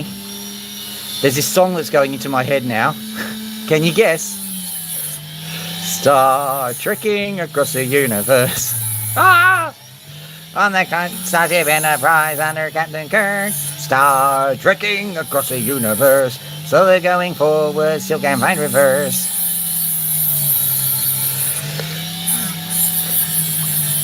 It's life, Jim, but not as we know it. Not as we know it. Not as we know it. It's life, Jim, but not as we know it. Not as we know it. Captain, there's Klingons on the starboard bow, starboard bow, starboard bow. There's Klingons on the starboard bow. Scrape them off, Jim!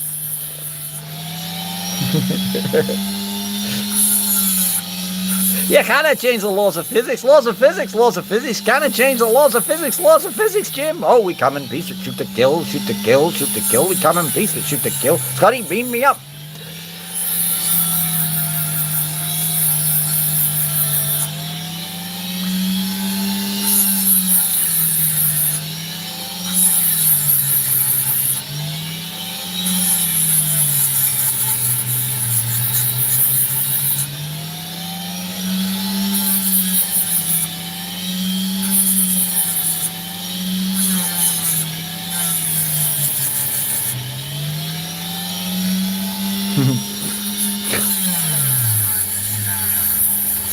It's worse than that. He's singing, Jim. Singing, Jim. Singing, Jim. It's worse than that. He's singing, Jim. Singing, Jim. Sing. Ah! I deserve that.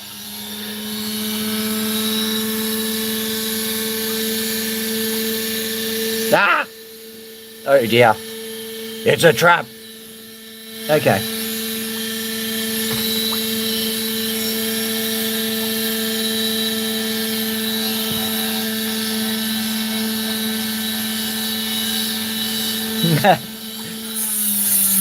Yeah, okay, I'll do that. It's worse than that. He's dead, Jim. Dead, Jim. Dead, Jim. It's worse than that. He's dead, Jim. Dead, Jim. Dead. Well, it's life, Jim, but not as we know it. Not as we know it. Not as we know it. It's life, Jim, but not as we know it. Not as we know it, Captain.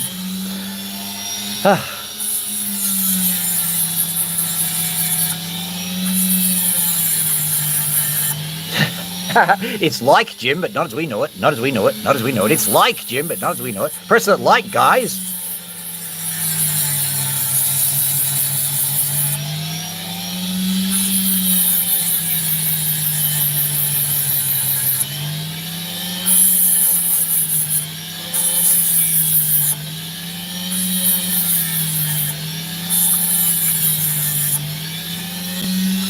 Yes, yes, yes, yes, yes, we've got something, we got it, yay! Okay, here we go. Magnus Opal time. This was completely random fluke and I didn't expect it to do this, but yay.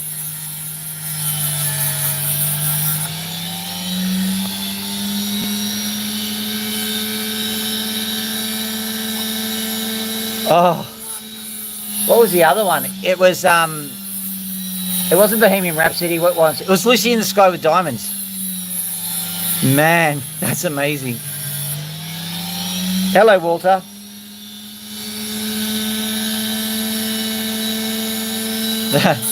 Well, not in real life anyway. Maybe in a fantasy. Mama, I just killed a song.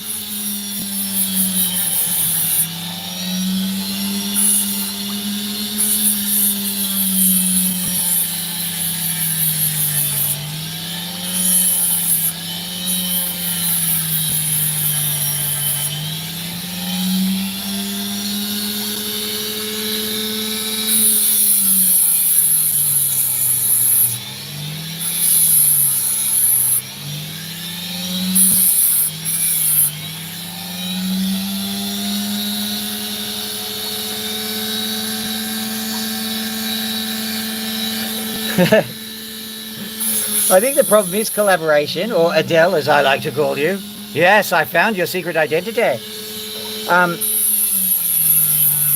the trouble is, I think that it takes so long to write that like the conversation moves on quick.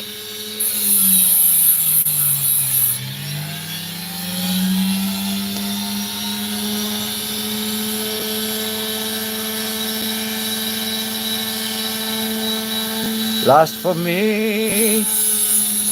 Okay, it's Lucy in the Sky with Diamonds. And it's just him there going, oh, Lucy, Lucy, Lucy, sky, diamonds. Oh, and it's Lucy.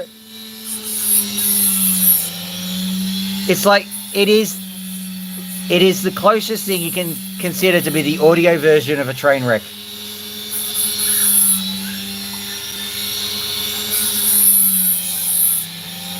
It's the reason why the mercy rule was invented in baseball.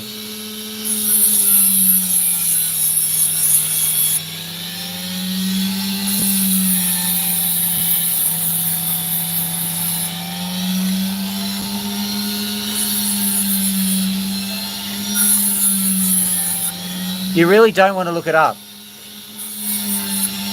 Basically what it'll do is, even if Lucy in the Sky with Diamonds is the worst song ever for you and you hate it to guts, hate it to guts? Wow. Hate it to death, it'll still ruin it for you.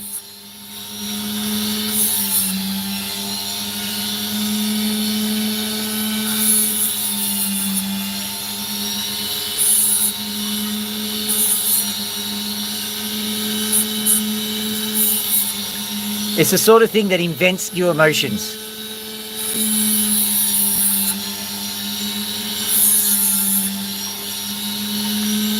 Now that's a problem.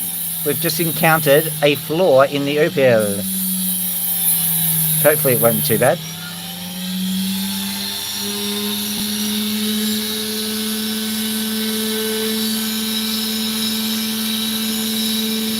Right in the darn middle.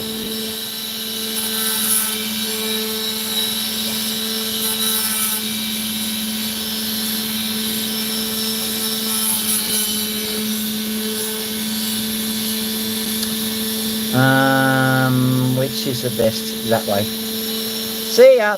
Wouldn't want to be ya.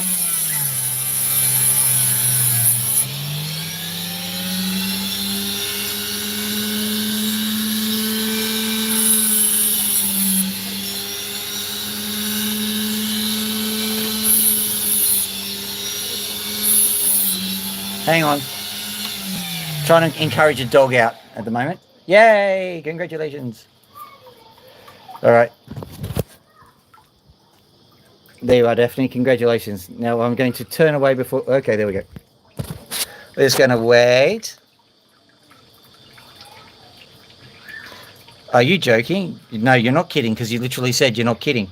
Whilst we're waiting for Daph to finish what she's doing, we'll just quickly refill. Not with what Daphne's got either. Oh, dear.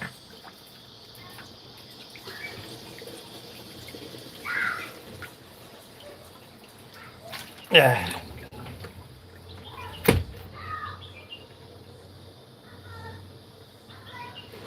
All right, dog's back in, and I've nearly refilled. Here we go. Whoop.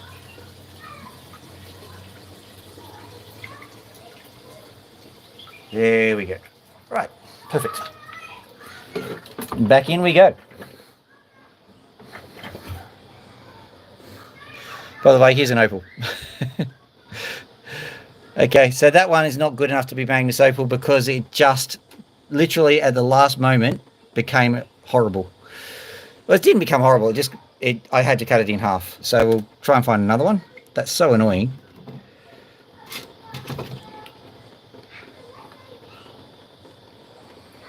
So the truth is out there.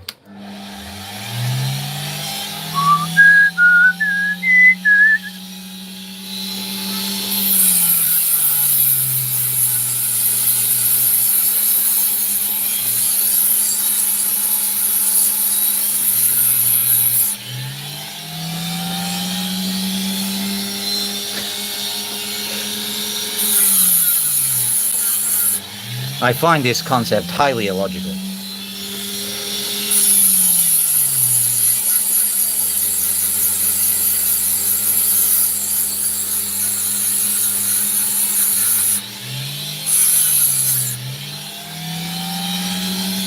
Hang on, 11 likes. Thank you very much, people.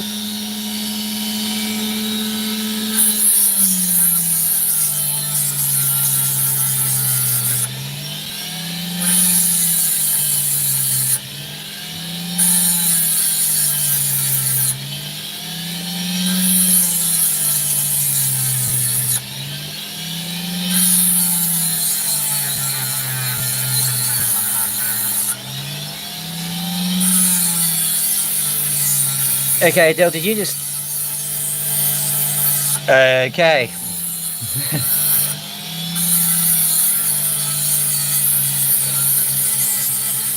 I was going to ask, did you just check? And clearly you have.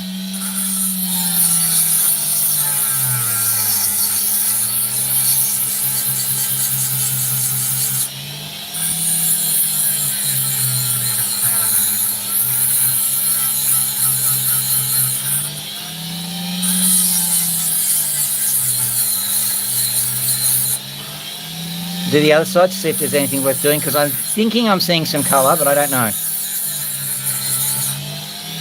Oh yeah, it's looking good actually.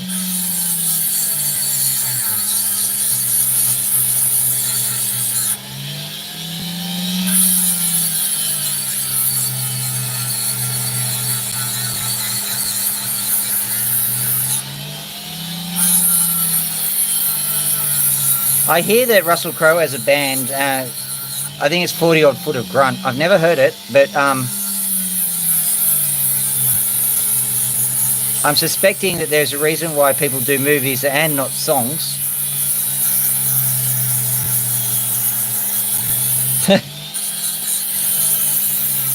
Well, if you want to do known artists, you can go to Pearl Jam's Vitalogy album and search for Bugs.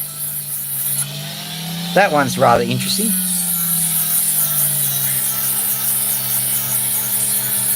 Hello, Jono. How you doing? Adele, meet my brother. Jay, meet my brother.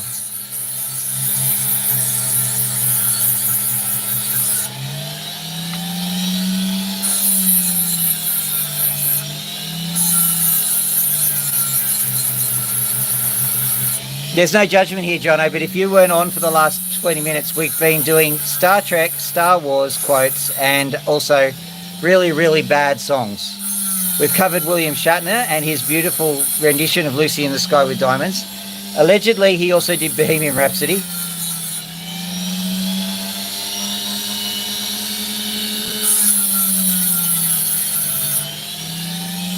I can remember when I was growing up, I would go to any place, anywhere, and they go, "This is Phil, Jono's brother." Thank you for doing that, Jay.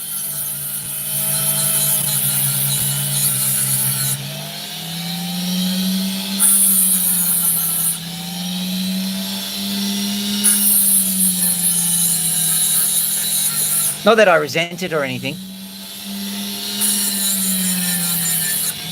Much.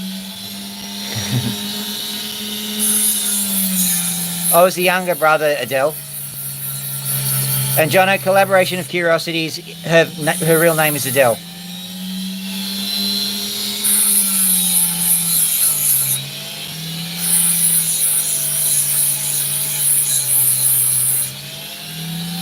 And the Opal guy is Don. You've actually met him before.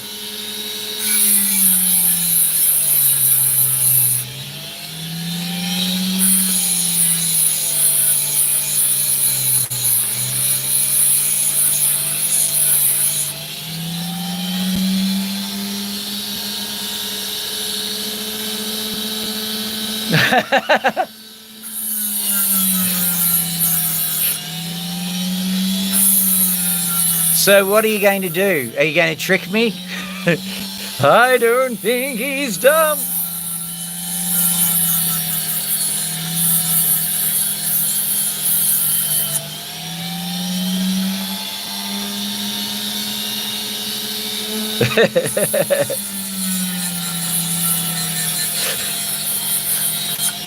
I wouldn't do a thing like that. I'm a wonderful, loving, kind brother.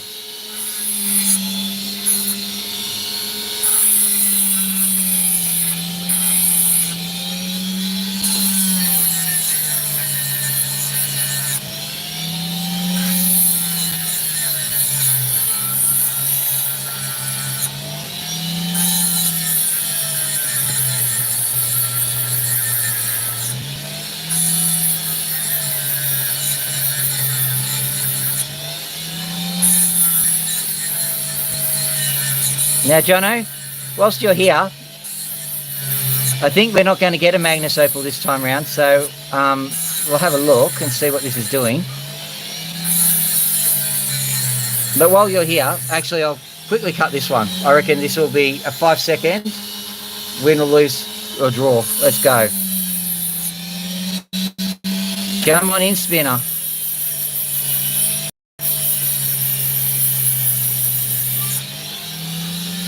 Is it going to work? Is it going to work? Is it going to work? Is it going to work?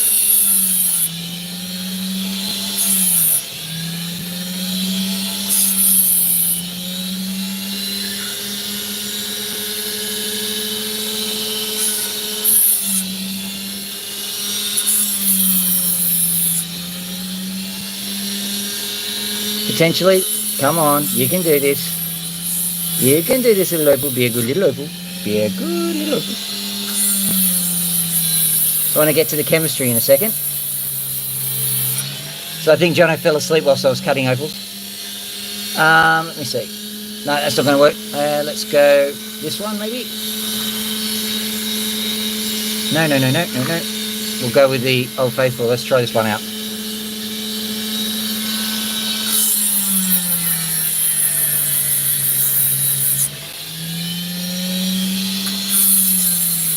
If you fail to perform, if you will not be turned, you will be destroyed. A young fool, only now, at the end, do you understand? Your feeble colours are no match for this Dremel.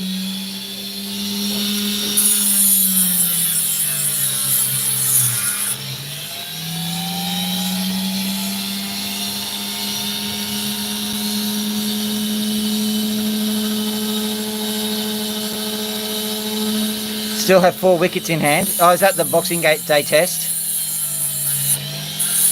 Yeah, it's all become a bit sport ballish to me, Jono. There was a time when I cared.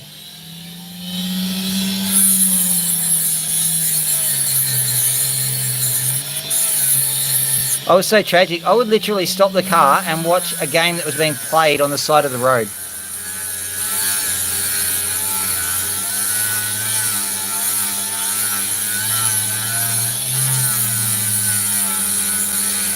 Admittedly, cricket is where I got my lot of stats from.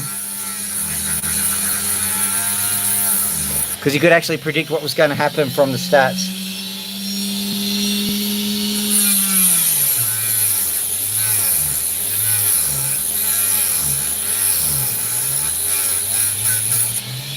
So, are you going to... Oh, that'll do.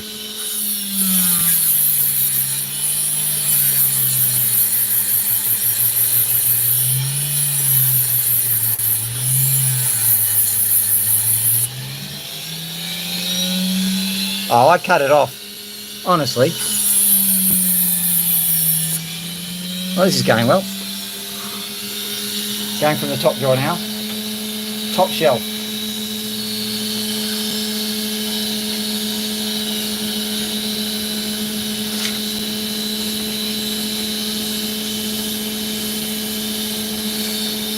Try and stuff this one up.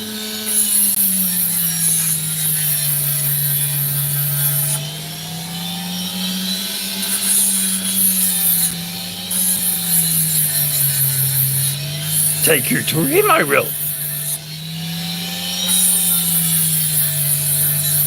Yes, yes, yes. Yeah, I know. Well, this happens from time to time. To use another rather obscure Star Trek quote, sometimes you get the bear, sometimes the bear gets you.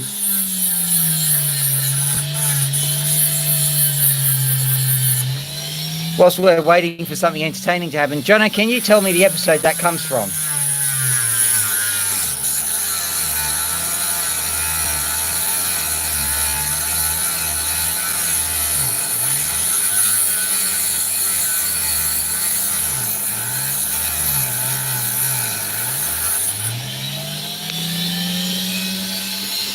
What I'm doing is I'm multitasking here, trying to cut the opal and polish it at the same time.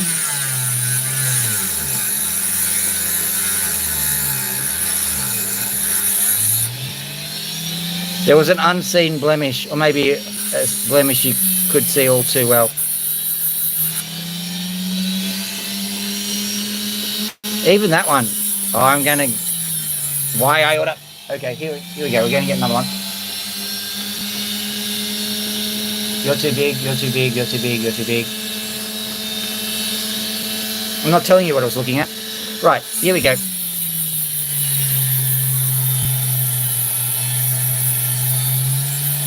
I said sometimes you get the bear, sometimes the bear gets you, Jono. Do you know where that quote comes from?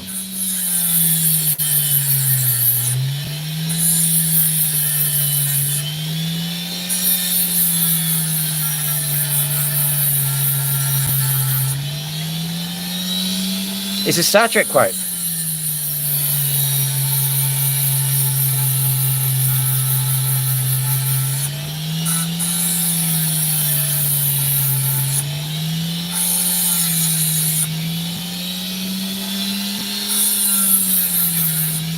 Muddy, old, my home this is.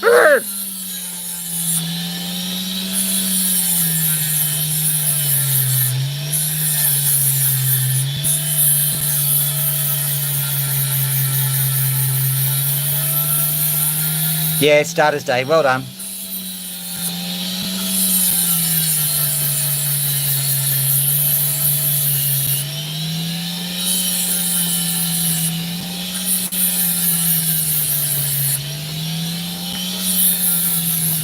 Adele, you can ask him anything. For example, who said alia jacta est?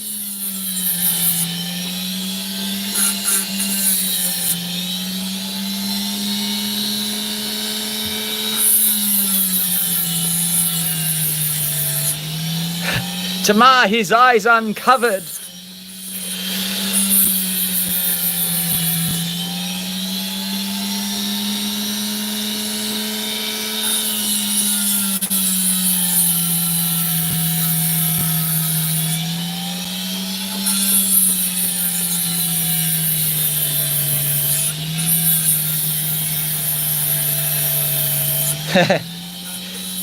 Vini, vidi, vici. Yep, well done. All right, well, I think we've got something, so it's about time. So for those who know, I'm about to Tamar, the river Tamar, in winter. Who can give me that quote?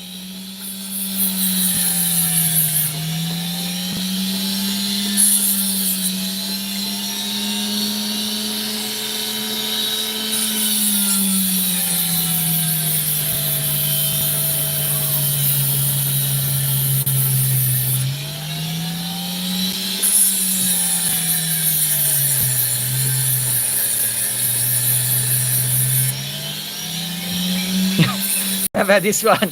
This is one that only Jono's going to get. And you can deal with me, Doug Masters.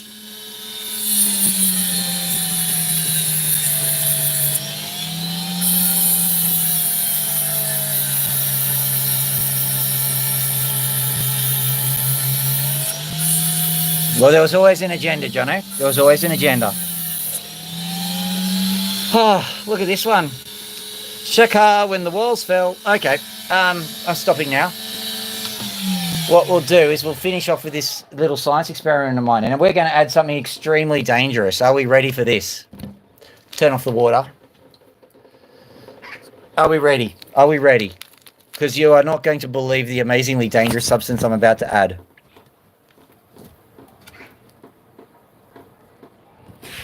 Dun, dun, dun. So we've got possibly one of the most dangerous substances on the planet Earth, which is not radioactive here.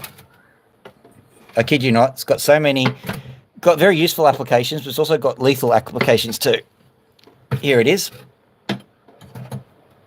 We can zoom out now. So what I am trying to do is this is a mixture of two substances, one relatively benign substance and one rather dangerous substance. So I'm going to grab a spoon.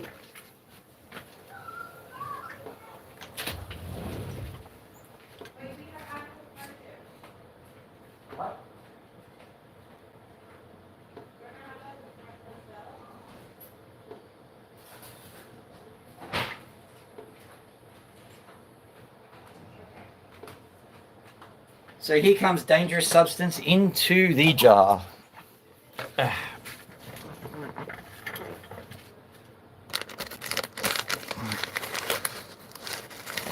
don't think it matters if I add it in excess, but I'm going to try not to add too much, of course. Now, yeah, this is calcium carbonate. Just in case people do not understand sarcasm. Whoop, there it goes.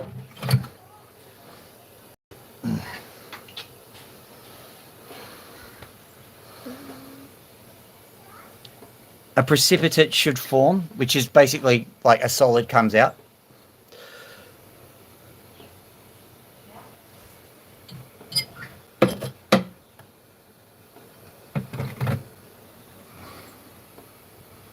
I might need more.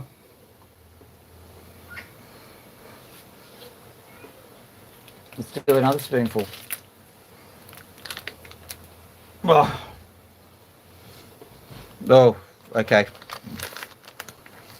What I'm smelling, which is coming out of the fume hood, is something I can only describe as like every chemistry lab you've ever smelled. Which I'm not sure many people have gone around smelling chemistry labs, but you know what I mean. There we go.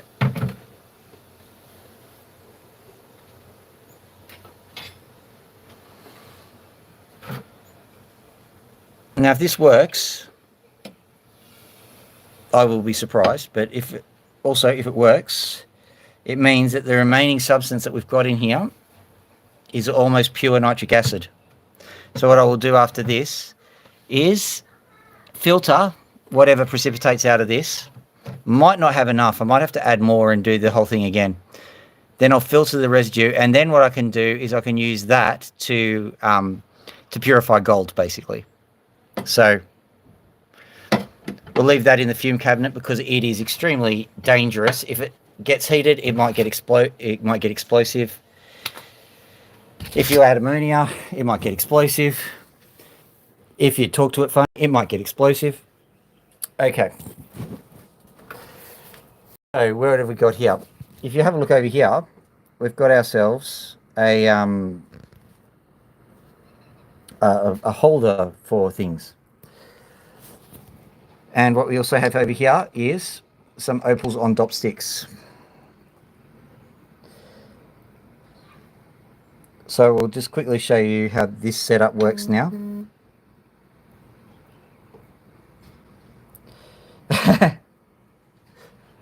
It's not going to be...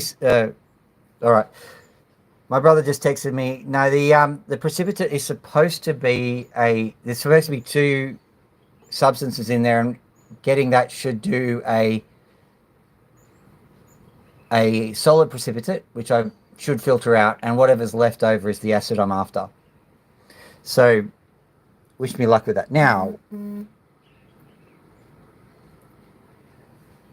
did I? Jonah reckons I just wrecked the acid. Well, it did neutralize, didn't it?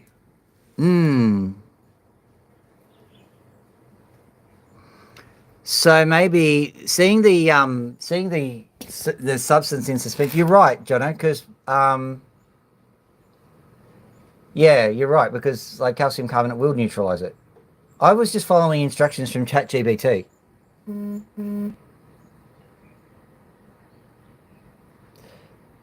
All right, Jono just sent me an equation, and I'm like, yes, I agree. It's ruined it. So I'm gonna have to do that experiment again. I'll tell you how it goes. All right. Let's have a look at this. Actually, I'll get one that requires a bit of work. How about that? Let me see. What about this one? Yeah, this one here. Okay, here we go. Very quickly, have a look. So now I've got some sandpaper, which I think it's this stuff here. It's supposed to be ultra durable. But I can already tell that my modified... Whoop, I can already tell that my modified bandage is not going to help me out here, so I'm not going to be able to spend much time doing this. So basically,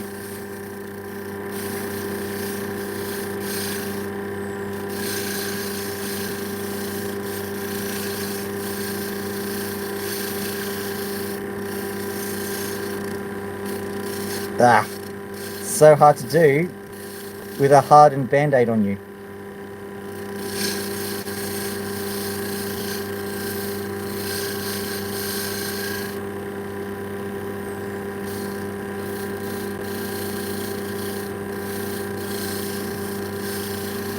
Now, Adele, this is my effort to try and get more opals actually finished off, just to show you that I am doing it. I did have to repair the equipment though, so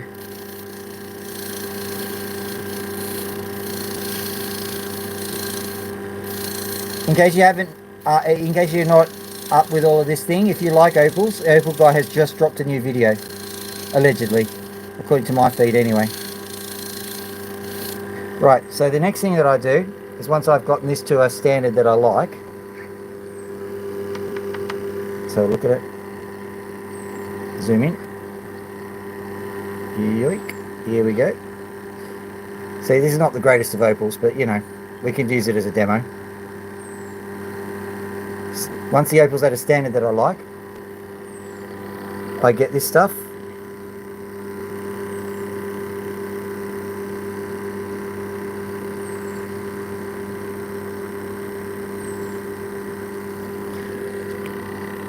That's the equivalent of high grit sandpaper. I'm just going to zoom away. So I just stuck it out here, and what I do now is I just give it a bit of a dab on there. I was meaning to get some detergent out to make sure that the oil and the water actually mixes, but you know, doesn't matter. And then I polish it on a felt pad. And I am going to have to remove this band-aid to do it properly. There's no better way to do that than to go inside and have a chat with the birds, because that, it doesn't matter. If it was made of titanium, they'd remove it.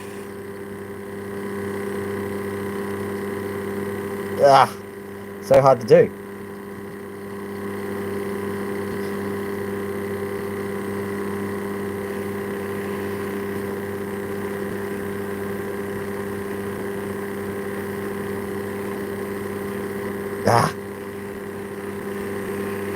Shaka when the walls fell.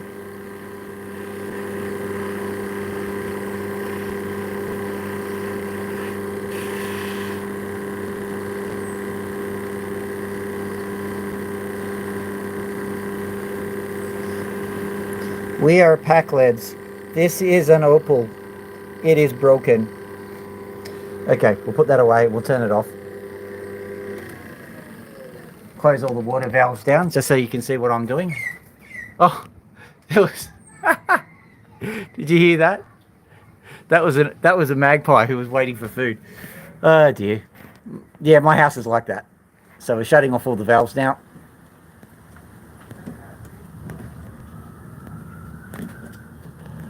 It's hard to do anything with this Band-Aid on. All right, that's that done. And inside we go. I've got this thing here. Ugh. Sorry, I was cleaning up for Christmas and most of it ended up outside. Right, got that light. That'll be incorporated later. Hello, birdies. Closing a door now.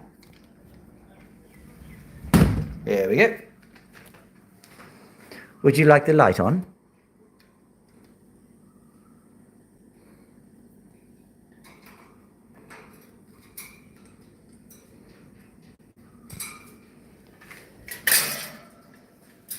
How'd you get? Max, I'll get you out too. First things first. Lights, cameras, action. The desk is better, but it just doesn't look better at the moment. Yes, I'm going to do your cage today, all right? Scratchy poo? Scratchy poo?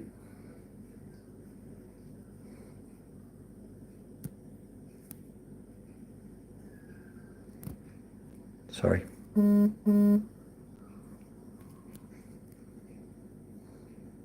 Whoop. Sorry. Did I hurt it? All is well. All is well, and I'm sorry. Okay? Now, do we have to do it the proper way? Do we have to do it the formal way to get you out? If I tap this, do you want to come out?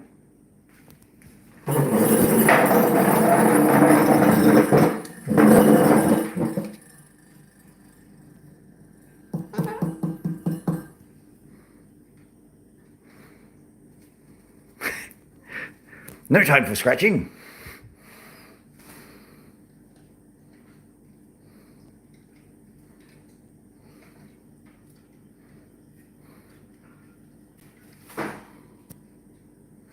Move away from the... There you go.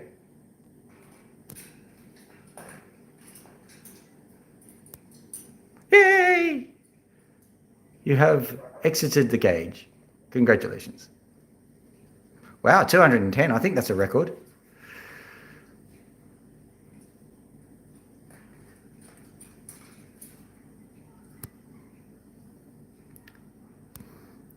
If you're feeling kindly towards... Ooh, what? Oh, that. Okay. I told you they don't like the... Yeah, all right. He does not like the Band-Aid. He's just noticed that it exists. So I'm going to have to remove it. Hang on for a sec. You can still watch...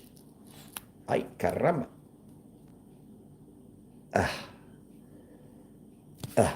Sorry. You saw him flinch as I took it off.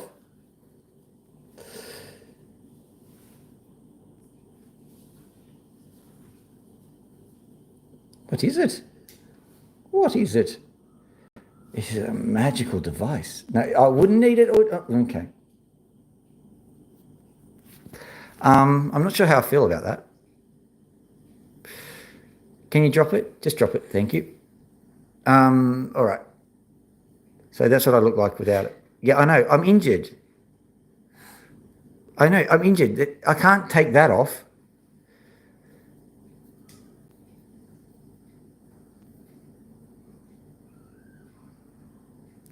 Loki, come here. Step. Come on, step. You cannot hide forever, Luke. Come on, up you get. Good bird. Onto my shoulder. Right, so that's both of them out. They need a little bit of exercise. It's been pretty frantic. If those of you who watch the show regularly understand, there was a chicken here who'd been badly injured by a fox, and I'd spent a lot of time looking after that chicken, and Loki was definitely not coping. Hopefully, she'll calm herself down now.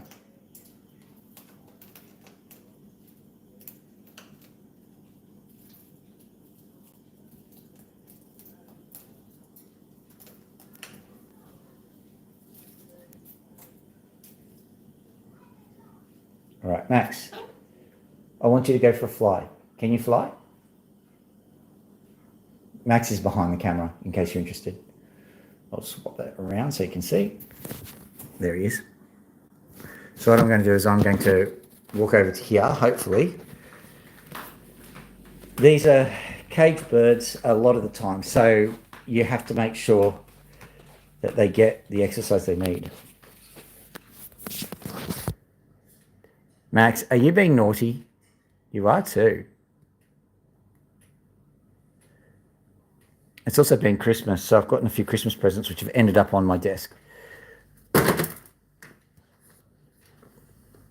I'll show you a pretty cool Christmas present that I got though.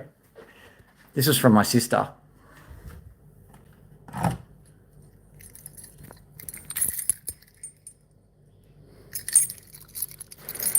Whoop. Hello, Max. Good bird, Max. Well done. Scratchy poo? Would you like a scratchy poo? Oh, no. Why not? Is it because of this? Look, I can't. I'll try and show you from perspective. By the way, like and subscribe, guys. Like and subscribe. I'm not trying to do that to show you to like, but I've got an injury on my thumb, and he does not like the injury. Not to mention the fact that I've just been cutting opals, so it's all hydrolyzed and stuff, so it's not looking great. It's okay, Max. It's okay. I'll try and get some of the stuff off it. Sorry.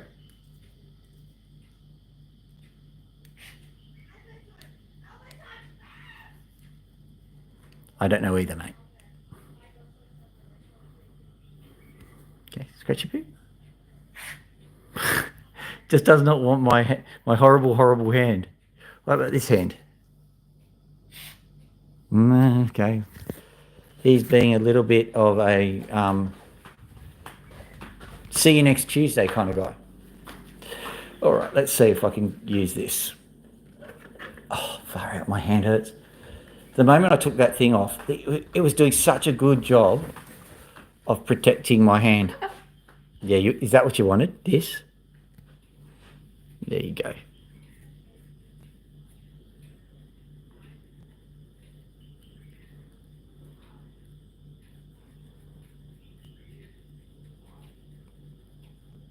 It's very hard for me to rotate it with my injured thumb, mate. Think of that next time you try to bite me. Whoop.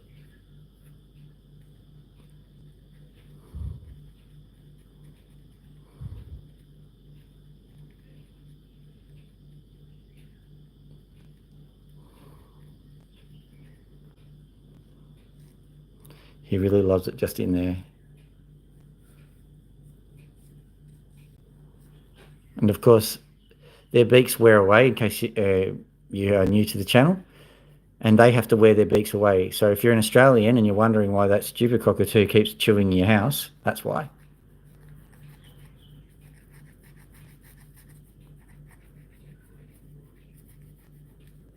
What I'm doing is I'm rubbing it right up where the skin meets the beak, and they love that. Because their skin has to detach from the beak as it grows out. And it's uncomfortable, just like pin feathers.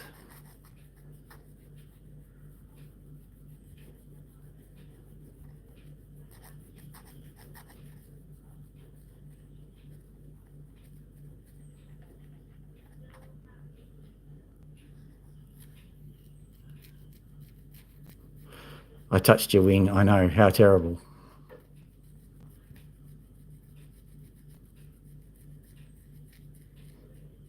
He's only liking that a wee little bit.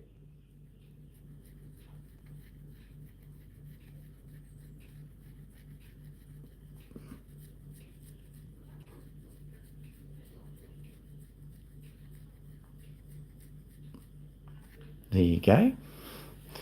All right, he'll probably follow us up as I do that.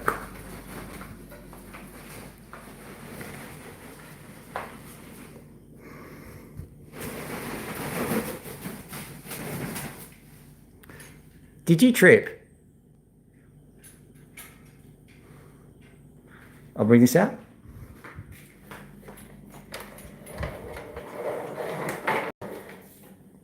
There you go. Come on. Come on.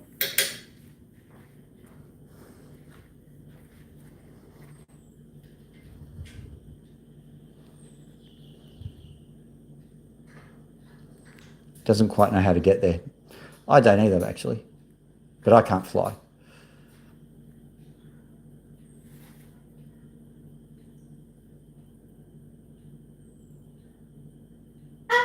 You can do it.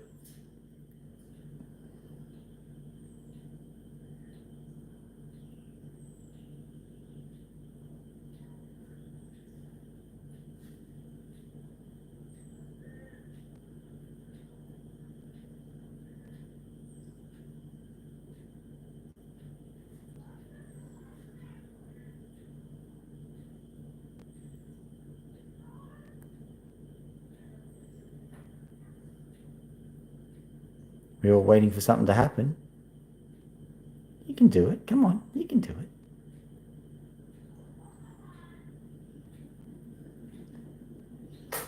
Come on. I'll get further away. How about that? From here?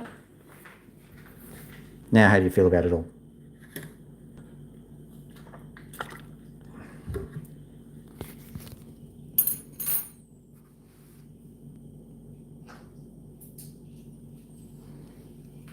Thanks, Loki. Yeah. Out of curiosity, guys, once I've shut this camera down, I'll be cleaning out, I think, Max's cage and probably Loki's as well. I've done Pony's this morning. In case you're interested, Pony is a pigeon, just in there.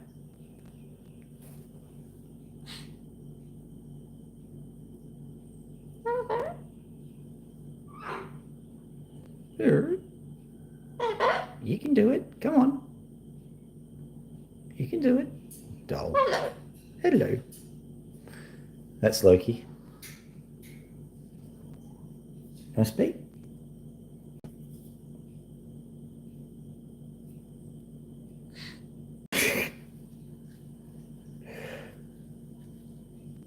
You're classic.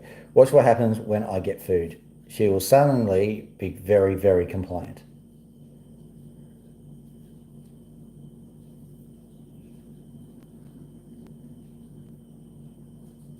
That's right, she's getting all the affection, Max. Getting all the affection. Let's see how Max is looking. That is one jealous bird.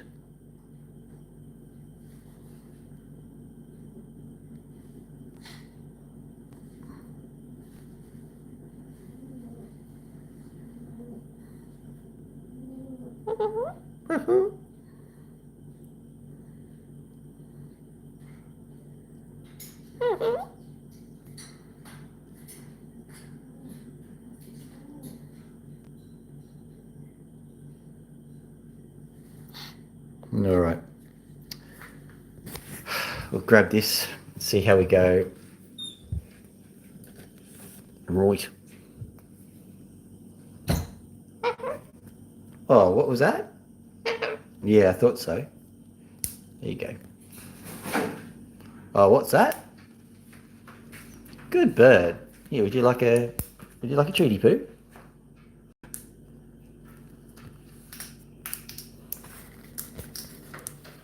It's all right, guys. It's all right. Relax. Step. Good bird. Here you go. Right. Are we ready? All right. Can you do wings for me? Wings? Good bird.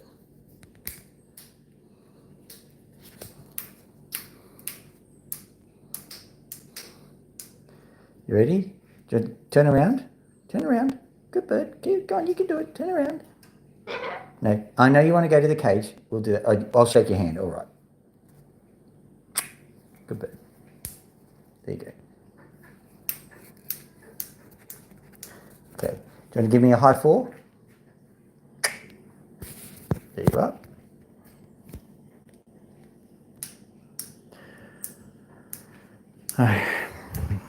Right, come here. Good bird. In you go.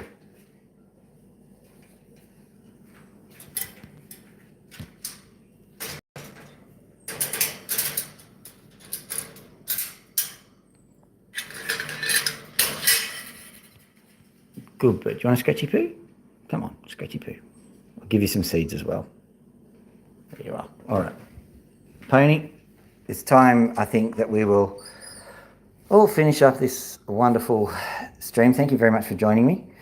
Like and subscribe on your way out if you want to. Come here, Pony. Don't worry, Pony likes this. Here we go. This is what we call Pony Splat. Hello, Pony.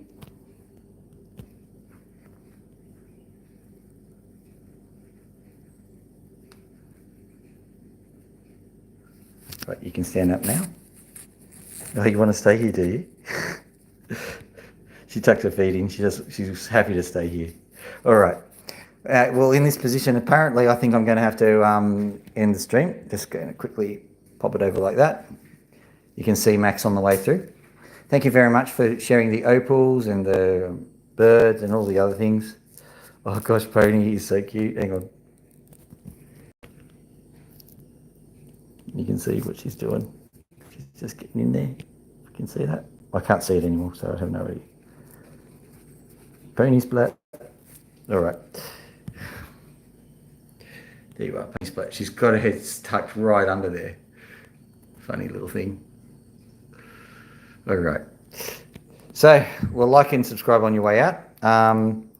That's all I pretty much have to say. It was quite a fun little opal journey. We've got a few things done. Some nice things, some not so nice things, but that's the way things go, I suppose. Here, everybody. See you around and see you on the next one. Dr. Phil out.